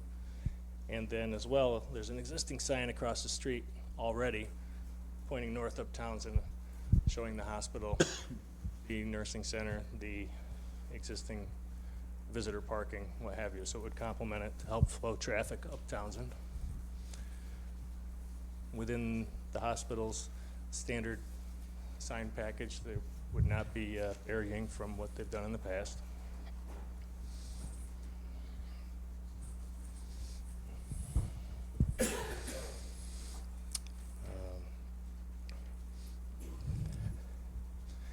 This is our landscape plan. So the existing Townsend, there is just a little bit of grass down the east side per the pictures. So we would expand the green area. The trees on Hickory Street would be, the existing trees would remain. We would not intend to disturb this area during construction. There are some shrubs that would be removed in front of the sign area on East Willow, but then in place, you can see the green area, all grassed areas. Where the stormwater is, this would be the slope, and then this would be a level grassed area on top of the retention area. We would put landscape beds outside the entrances on either end to beautify, and then annual planting beds outside the sign, typical with what the hospital has done in the other areas.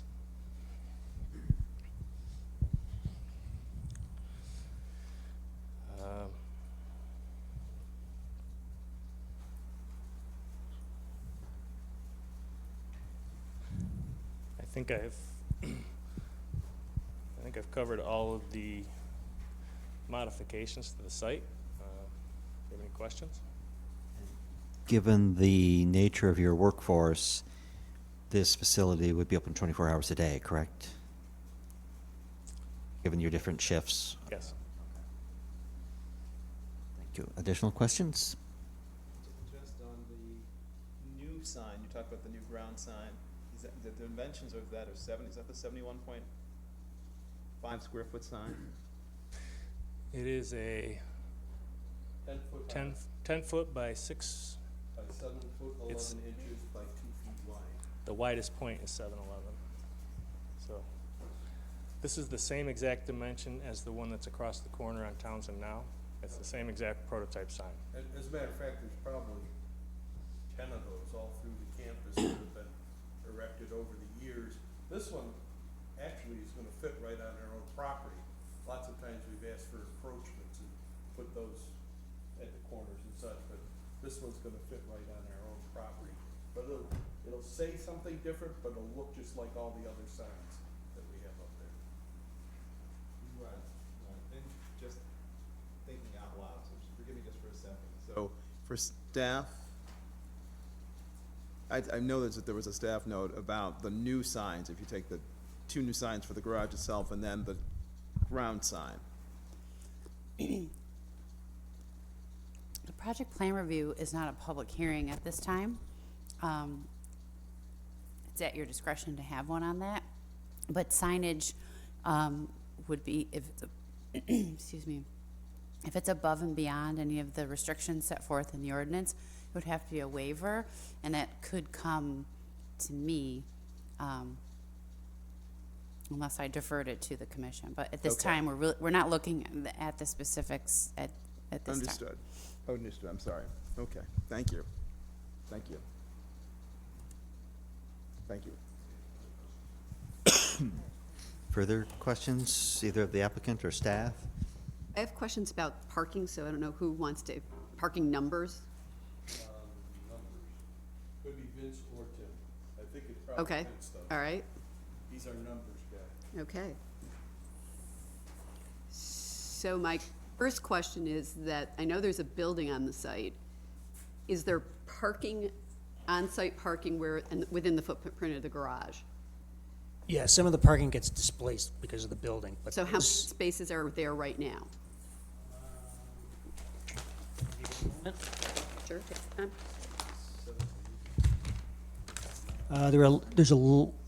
the building and grounds building itself has 11 spaces Okay. associated with that building.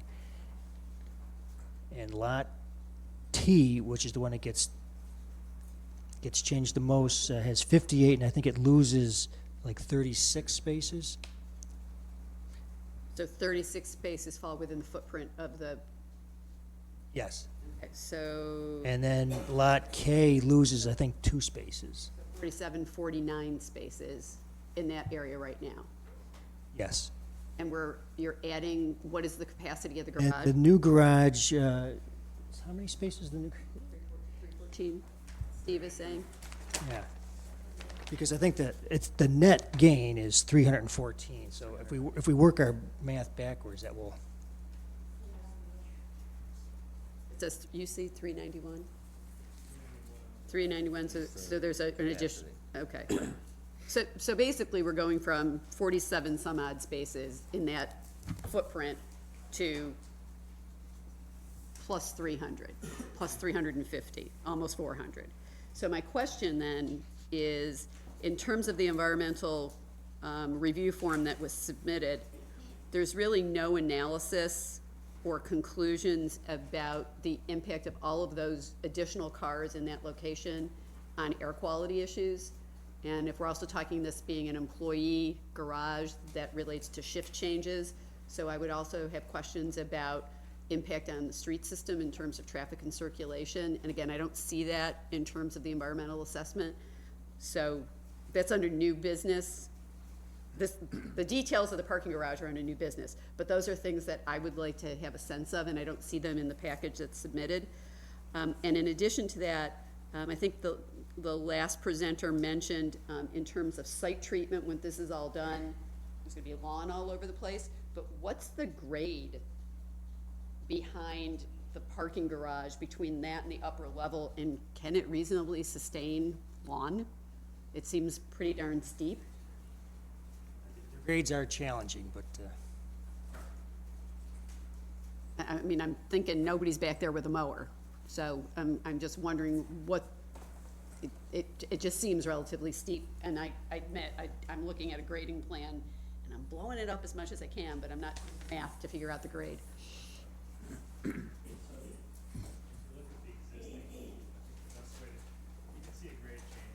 Right. Right. So, in reality, we're gonna take the slope from here Yep. over to here. Mm-hmm. And then we'll slope it down, so it would actually be, we could ride a riding mower down. Okay. No, I know, I'm just looking at that, and it looks, again, I don't have a measurement on here, I mean, I don't think there's a scale on the drawing, and then I'm not gonna do the math in my head anyway, but, okay, so, I guess that would be my concern, yeah, I don't have a scale, so I don't know what the horizontal distance is. Parking spaces, those are not to be wide, Yeah, so, yeah, that's, 70 feet.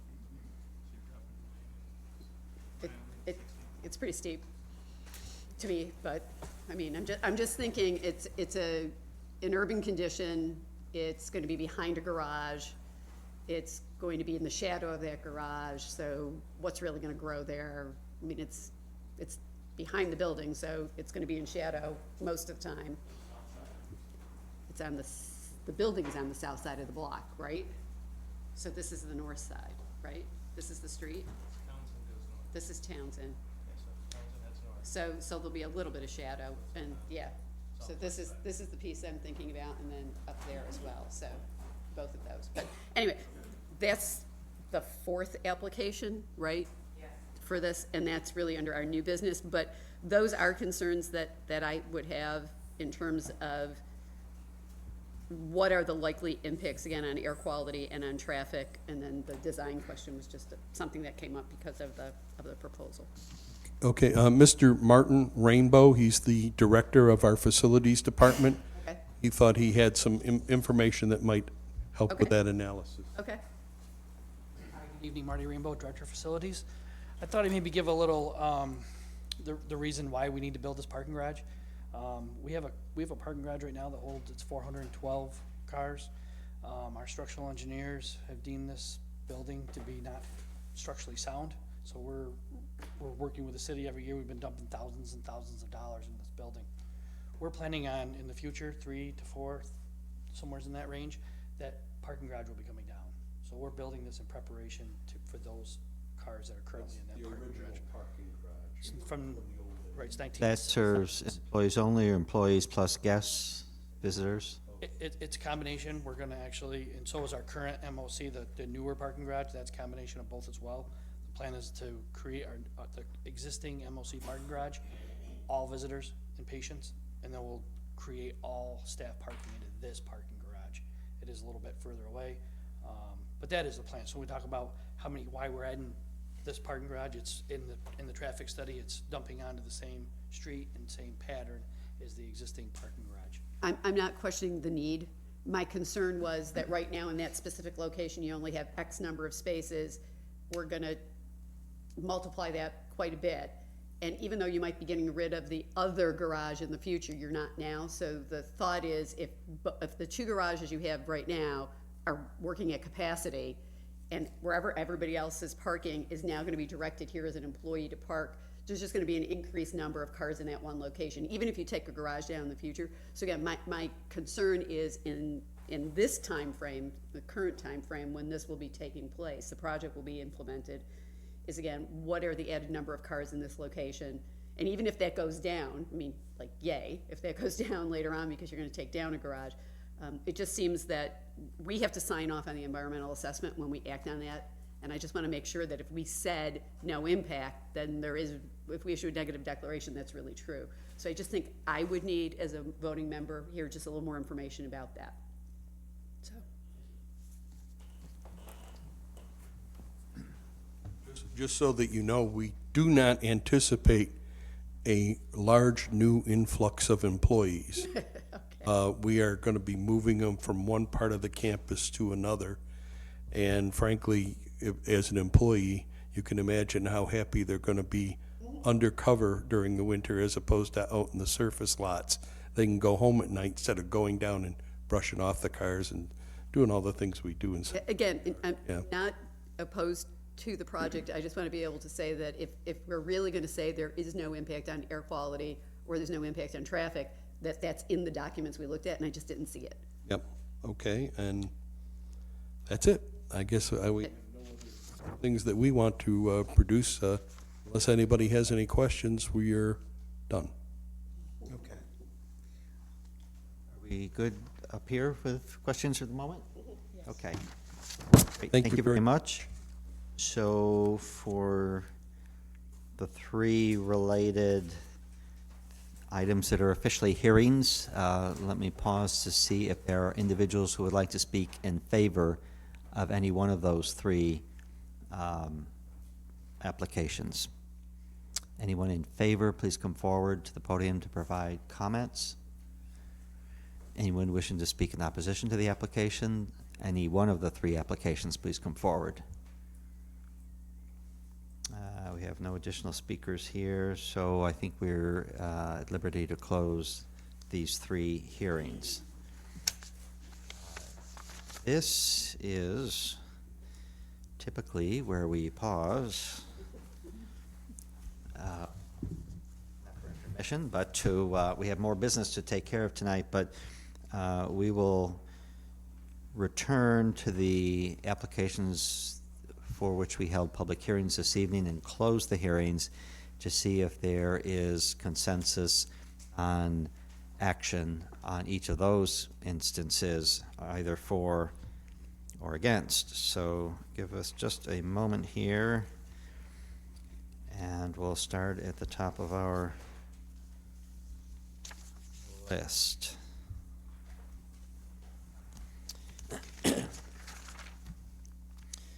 And as it turns out, for the first three items that we heard tonight, R-19-02, PR-19-03, and SP-19-06, all related applications. The hearings were held open. We're expecting more information and updates from the applicant.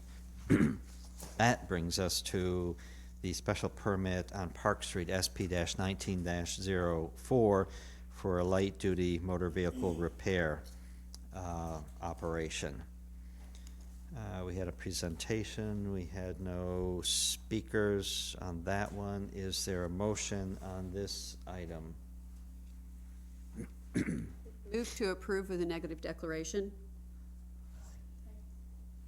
Including the waivers? Yes. Signage waiver. Sorry, thank you. Second. Discussion. I just want to note that I appreciate staff getting us the transportation planner's comments and the applicant's willingness to meet them. Other comments or discussion? All in favor, please say aye. Aye. Aye. Those opposed say nay. Any abstentions? Special permit is approved. That takes us to the first of several similar cases. Z-2807, the proposed zone change on Van Buren Street. Is there a motion on this? I would move approval with a negative declaration. Second? Discussion. All in favor, please say aye. Aye. Aye. Those opposed, say nay. Any abstentions? That zone change is approved. It moves on to the Common Council now. Our next item on, in a related case to the previous one, Z-2813, the establishment of Subdistrict 10 for the PID for the Van Buren site. Is there a motion on this? Move approval with a negative declaration. Second? Discussion? All in favor, please say aye. Aye. Aye. Those opposed, say nay. Any abstentions? That sub-district establishment is approved. We move to the proposed zone change on the Harrison Street site, Z-2809. Is there a motion on this? Move to approve with a negative declaration. Discussion? All in favor, please say aye. Aye. Those opposed, say nay. Abstentions? And the related creation of the Subdistrict 12 pertaining to the Harrison Street site, Z-2815. Is there a motion on this? Move approval with a negative declaration. Second. Discussion? All in favor, please say aye. Aye. Those opposed, say nay. Any abstentions? The next two, the proposed zone change Z-2810 and the establishment of the sub-district plan corresponding to that location, Z-2816, are both held open. We expect some discussion to occur between now and our next meeting, and perhaps some revision there. We move on to two more related pairings, the proposed zone change on the East Colvin location, Z-2811, and the corresponding sub-district creation for the South Campus area, Z-2817. Both of those also held open. That takes us to the proposed zone change for the Ainsley Drive location, Z-2812. Is there a motion on this? Move approval with a negative declaration. Second? Discussion? All in favor, please say aye. Aye. Those opposed, say nay. Abstentions?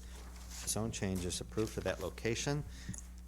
And the corresponding case for that location, the establishment of the Ainsley Subdistrict, Z-2818.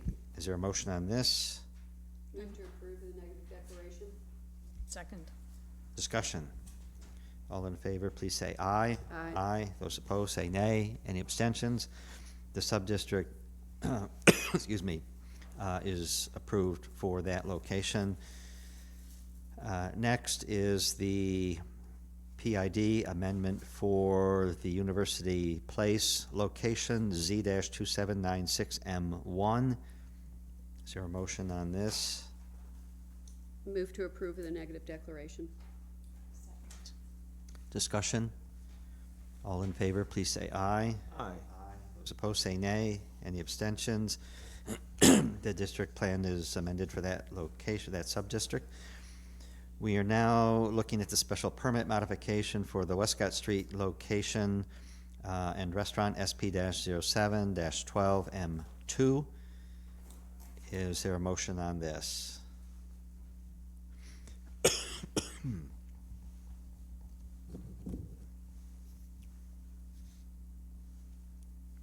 we again just ask staff a question about? Sure.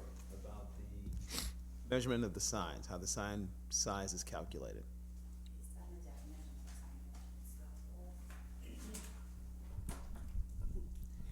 It's not just the letters, if there is a background to it and it's placed upon something. So it would be the entire element upon which it is situated. So if the element is the length of the building decoration, that counts as square footage for the sign. Yes. Just want that for the record.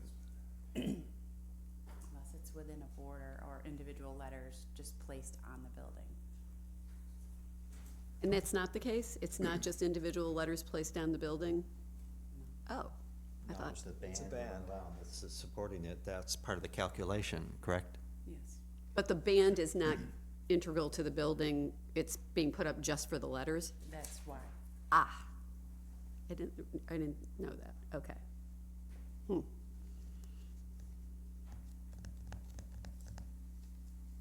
And I assume the band goes the full length of the building, so from an architectural perspective, I got it. Well, and the other issue here was that the second floor office space doesn't really have frontage and therefore is not allowed a sign, but we could issue a waiver to allow a sign. And that's on Dell. That's the one on Dell Street, that's the side entrance. Okay, so I'm gonna move approval with a negative declaration, granting the waivers, but noting that the only reason the gigantic sign is, I'm including it in the approval, is that in reality, the lettering itself is not. It's a much smaller footprint. Yeah, is much smaller. And I realize it's the way our older ordinance is written, and it sort of backs the applicant into a particular corner. So it's specific to the situation at hand here, and should not be construed as allowing somebody to triple the size of the allowable sign the next time we look at a project. And I'll make if that's your motion, I'll make my deliberative second, echoing all of those. All of that? Okay. Good clarification. Discussion. All in favor, please say aye. Aye. Those opposed say nay. Any abstentions? The special permit is approved. And we come to the first of several re-subdivisions. This one on Marguerite Avenue, R-19-08. Is there a motion on this? I move approval with a negative declaration. Second. Discussion. All in favor, please say aye. Aye. Those opposed say nay. Any abstentions? The Marguerite Ave re-subdivision is approved. We are now looking at the re-subdivision on West Colvin Street, 1400 block, R-19-09. Is there a motion on this? I've been talking a lot, go ahead. Discussion. All in favor, please say aye. Aye. Aye. Those opposed say nay. Any abstentions? The West Colvin Street re-subdivision is approved for the 1400 block. We are now on the same street, but in the 200 block of West Colvin, R-19-10. Is there a motion on this re-subdivision application? I move approval with a negative declaration. Second. Discussion. All in favor, please say aye. Aye. Those opposed, say nay. Any abstentions? The 200 block of West Colvin Street re-subdivision is approved. Our last re-subdivision is the one in the 2000 block of Lodi Street, R-19-12. Is there a motion on this? Move approval with negative declaration. Second. Discussion. All in favor, please say aye. Aye. Those opposed, say nay. Any abstentions? The Lodi Street re-subdivision is approved. We now come to the proposed zone change for the 500 block of East Willow Street from Class B, Office Class B to PID, Z-2820. Is there a motion on this? Move approval with a negative declaration. Second. Discussion? All in favor, please say aye. Aye. Those opposed, say nay.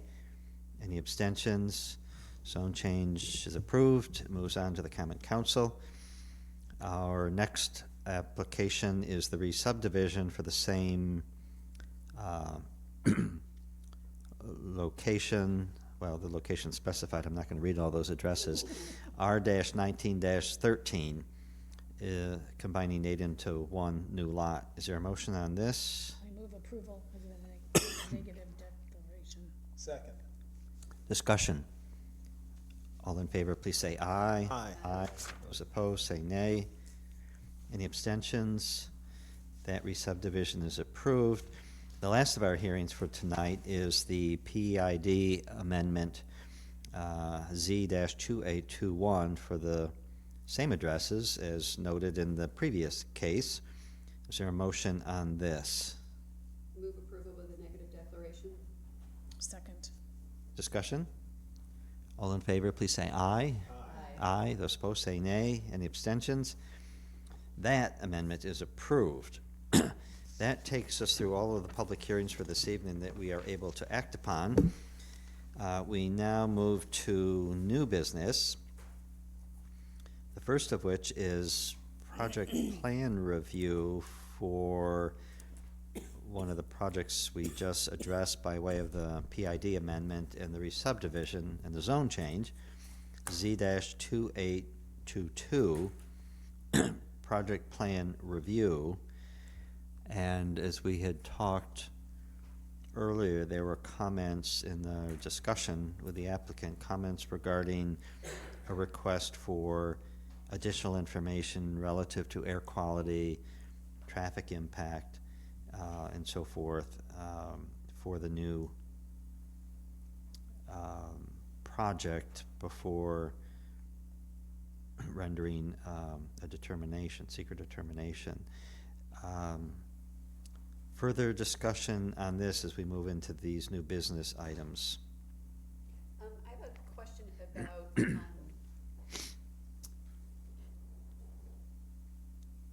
not that anyone would necessarily be surprised that the hospital is proposing to build a garage, but the public hearings we've had for tonight really don't address the garage, correct? It was all the zoning change and whatnot.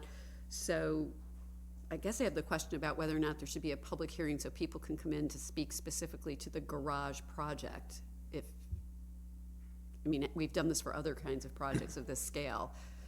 And I still would like additional information on the points that Steve just reiterated. So if we're gonna not act tonight, I'm wondering if it would be worthwhile to have a public hearing so that people would understand that this project is pursuant to the other 3 public hearings that we just did.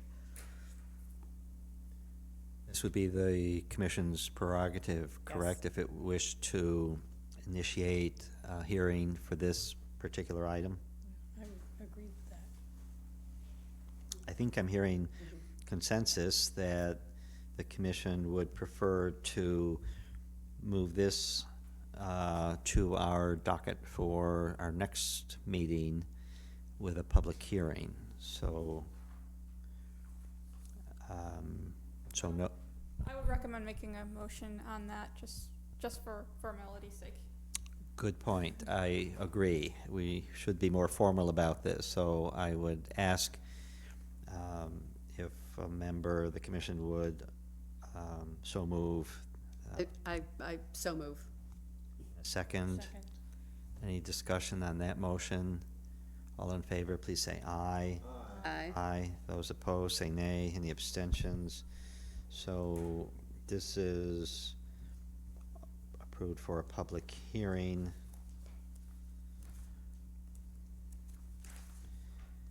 And then that takes us to our second item of new business, Z-2653M2.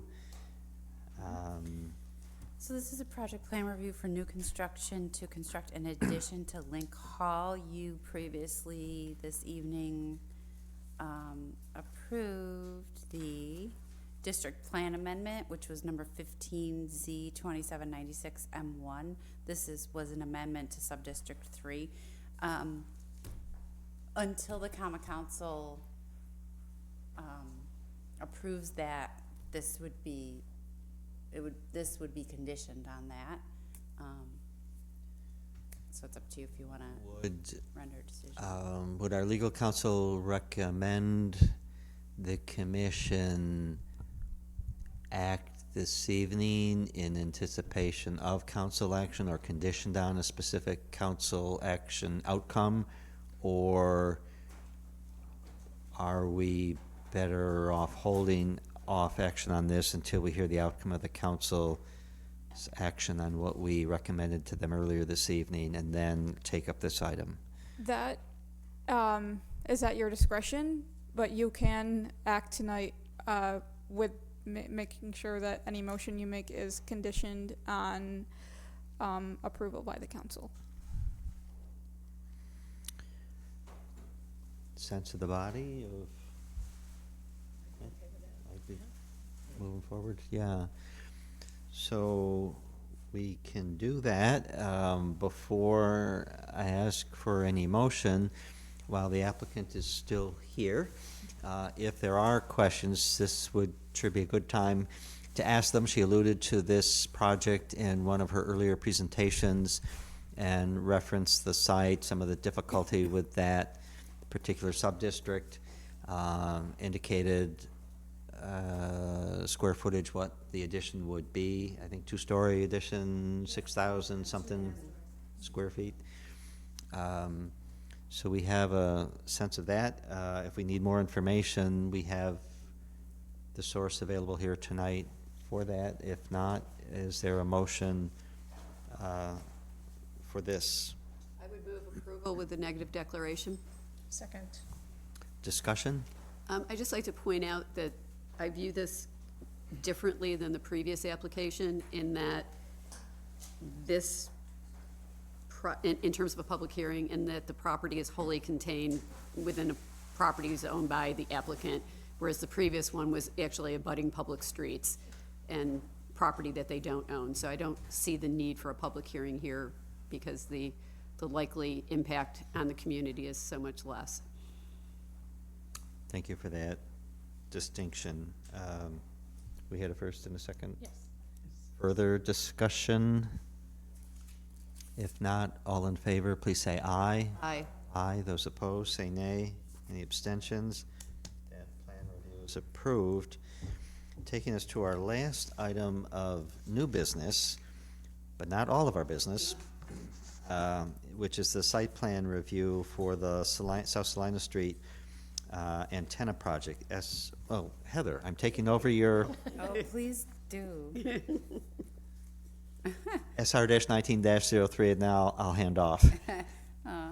This is a site plan review for an antenna to install 9 new panel antennas at 2648 South Salina Street. And this is to install and co-locate 9 new panel antennas, 6 remote radio units, and 1 microwave dish on an existing monopole tower on property situated at 2648 South Salina Street. The antenna will have a center line of 64 feet and will require the installation of a 10-foot by 15-foot concrete pad for the installation of equipment cabinets.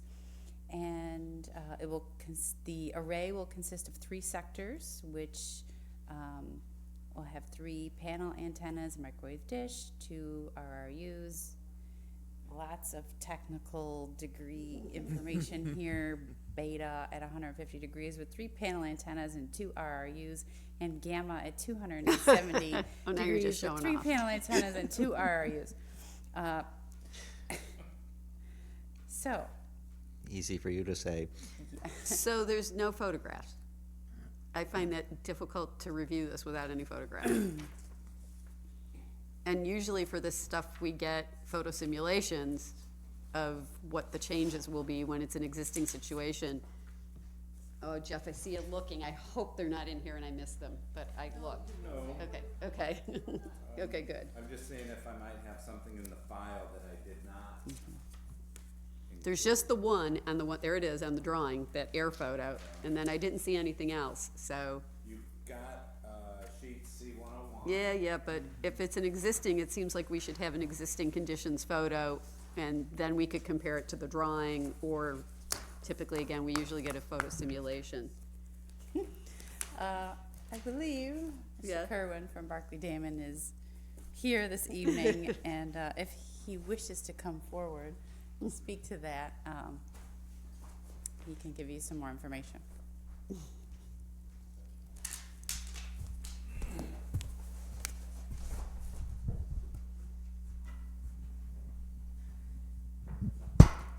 Good evening. How are you? Matt Kerwin with Barclay Damon, 125 East Jefferson Street, Syracuse 13202. Here on behalf of American Tower Corporation and T-Mobile, who would be the provider of services with this installation. So this, you've seen a handful of these, I'm sure, from me and others before. This is what's called an eligible facilities request under the federal law known in the industry as Section 6409. What that law says is when you have an existing facility like this is, and you're proposing an installation to this facility that fits within certain parameters, it must be approved. To your point, though, about the visibility and the appearance of the tower with this installation, it will be no different than what's on there currently in terms of the antenna array, the size of the antennas. It's very similar. The current antenna installation, I believe, is at a centerline height of about 75 or 76 feet. This will be about 10 feet below that. The antennas are roughly the same dimensions, 7 feet tall by 1.5 feet or 2 wide, and maybe 6 or 8 inches thick. It's a standard installation. So in terms of appearance, what's on there currently will just be doubled, essentially. There'll be more of it, Right. basically. Right, at a lower elevation. So we didn't provide a simulation for that purpose, and because this isn't a stealth installation where visibility is a concern, we're technically not required to provide it. So I'm not trying to... Wait, where visibility is not a concern? Where visibility is a concern. Say if you had, say, what's called a monopine, or a stealth installation on a rooftop that was hidden behind a stealth wall, and you were adding an installation to that would change the appearance of the facility somehow, change the stealthiness of that facility, that would be a situation where we would provide photo simulations that speak to the visibility of the new installation. In this case, we have an existing bare monopole with bare antennas, and we're simply placing another array below what's already there. So in terms of visibility, when the tower was originally approved, it was approved with the understanding that additional antennas would likely be co-located on that tower at some point that would resemble what's there currently, which is the case here. So in terms of visibility, we don't have any simulations, but it will be very similar to what's there already at the elevation just above that. How far below what's already there will this be? Approximately 10 feet. 10 feet. I guess philosophically, it's just more stuff up there. So without anything in front of me, Sure. It just makes all the stuff more, there's just more of it. It's potentially more eye-catching. And the fact that it's not stealth, which is an interesting term, but kind of out there in the open, in this neighborhood, it seems like we should be concerned about that. But I guess the bottom line is, we can't say no. So maybe this is all moot, and it's too late for me to continue to argue the point. But could we get photographs next time, though, just for kicks and giggles? I can ask next time this comes up. Another application. Yeah, I just think it's helpful for the record, even though We might be able to amend our applications and have that as a requirement if this body feels it's, I just think that at a minimum, we should at least have documentation of what's there now so we can compare it to what's proposed. And even though we can't deny it, it just seems like it should be in the record. Yeah, I guess my only comment to that is the federal law, and I hate to point to the law, but the federal law only requires that we provide sufficient documentation to show that we've met the parameters of the federal law. And simulations don't Not speak. simulations, photos of existing conditions. Oh, existing conditions. Yeah. I'm sorry, okay. I mean, we've got this little tiny air photo that doesn't say anything, and it just seems like the record would be more complete if we had some photos. Well taken, sure. Thank you. Okay, I withdraw my objections. Other questions? Okay, thank you very much, and Thank you. thanks for your patience in waiting so long to address this. So, We didn't, but we don't have a choice, right? Well, but we have to. We have to actually. We- Yeah. we have to act on it, yes. Yep. So, that's where I was going now. So with that additional information and presentation, is there a motion on SR-19-03, the site plan review for the co-located antennas? I move approval of the negative declaration. Second. Discussion? All in favor, please say aye. Aye. Aye. Those opposed, say nay. Any abstentions? That is approved. I think the only thing left on our agenda would be the authorizations for our next meeting. We have 6 new applications and a series of continuing ones from this evening. Okay, so we should. So, So I just want to, we did ask the commission the commission expressed concerns last time because there are a lot of vacations going on in April. So this is just to discuss on the record the changes in the April schedule, that the proposal for the next 2 meetings will change, so the April and May meetings. April 8th will be the next meeting instead of April 1st, based upon not having a quorum. And also April 30th would be the next one, so that would be a Tuesday. So the 2 regular meetings in April are the 8th and the 30th, and we will change the schedule on the website so everybody knows. good. And then talking about the rezone project and the new zoning ordinance, and this is contingent upon our consultant getting comments back to the city and then the advisory committee meeting and any comments that they may have. The commission does need to look at this. This is essentially the commission's document. You are proposing this. You're proposing the map and the new ordinance, and recommending it to common council for their concurrence. So tentative, we could schedule a special meeting just to go over the details of that document. It has to be a public meeting, an open meeting. So May 6th was a date that was suggested, and we would then continue our regularly scheduled programming thereafter. So we'd have April 8th, April 30th, May 6th would be a special meeting, and then we resume on May 16th. I'm sorry, May 13th. So I just wanted to bring this up officially to you, even though we had discussed it informally. And meeting times in all cases would be 6 p.m.? That's right. Okay. And the May 6th would only be? It'd be a special meeting just to talk about the details of the new ordinance. One topic. This would be contingent upon, this is only after the advisory committee gives it to you, recommends it to you. Here's a bigger question. Did you get the draft back from the consultants at this point? No. Okay, so we're even, forget the advisory committee, you don't even have a document that you all have reviewed yet. So Right. this could all get pushed further. It could, so that's why I Okay. said tentative, Okay. but I would like to set it up just in case, so that we have something that we can advertise In either that case. you can anticipate it because of, it's your schedule. You may. But this was best case scenario, This thinking that was. last week you would have had the document. So we're already a week off because you didn't get the document at the end of February. Well, actually, that's even, it's more than a week. So this would be the proposal moving forward. Like I said, the May 6th is the only tentative. Right. The Yeah, other the three others, are, we'll Yes. move with the other 3, but that one might be subject to rescheduling based on Could be. what A happens. delay in getting the draft, Yeah. right? Okay. Okay, so. Okay, so sounds like we're all So we just have to up authorize. to speed on our meeting schedule, which is good. So we just have to authorize the public hearing.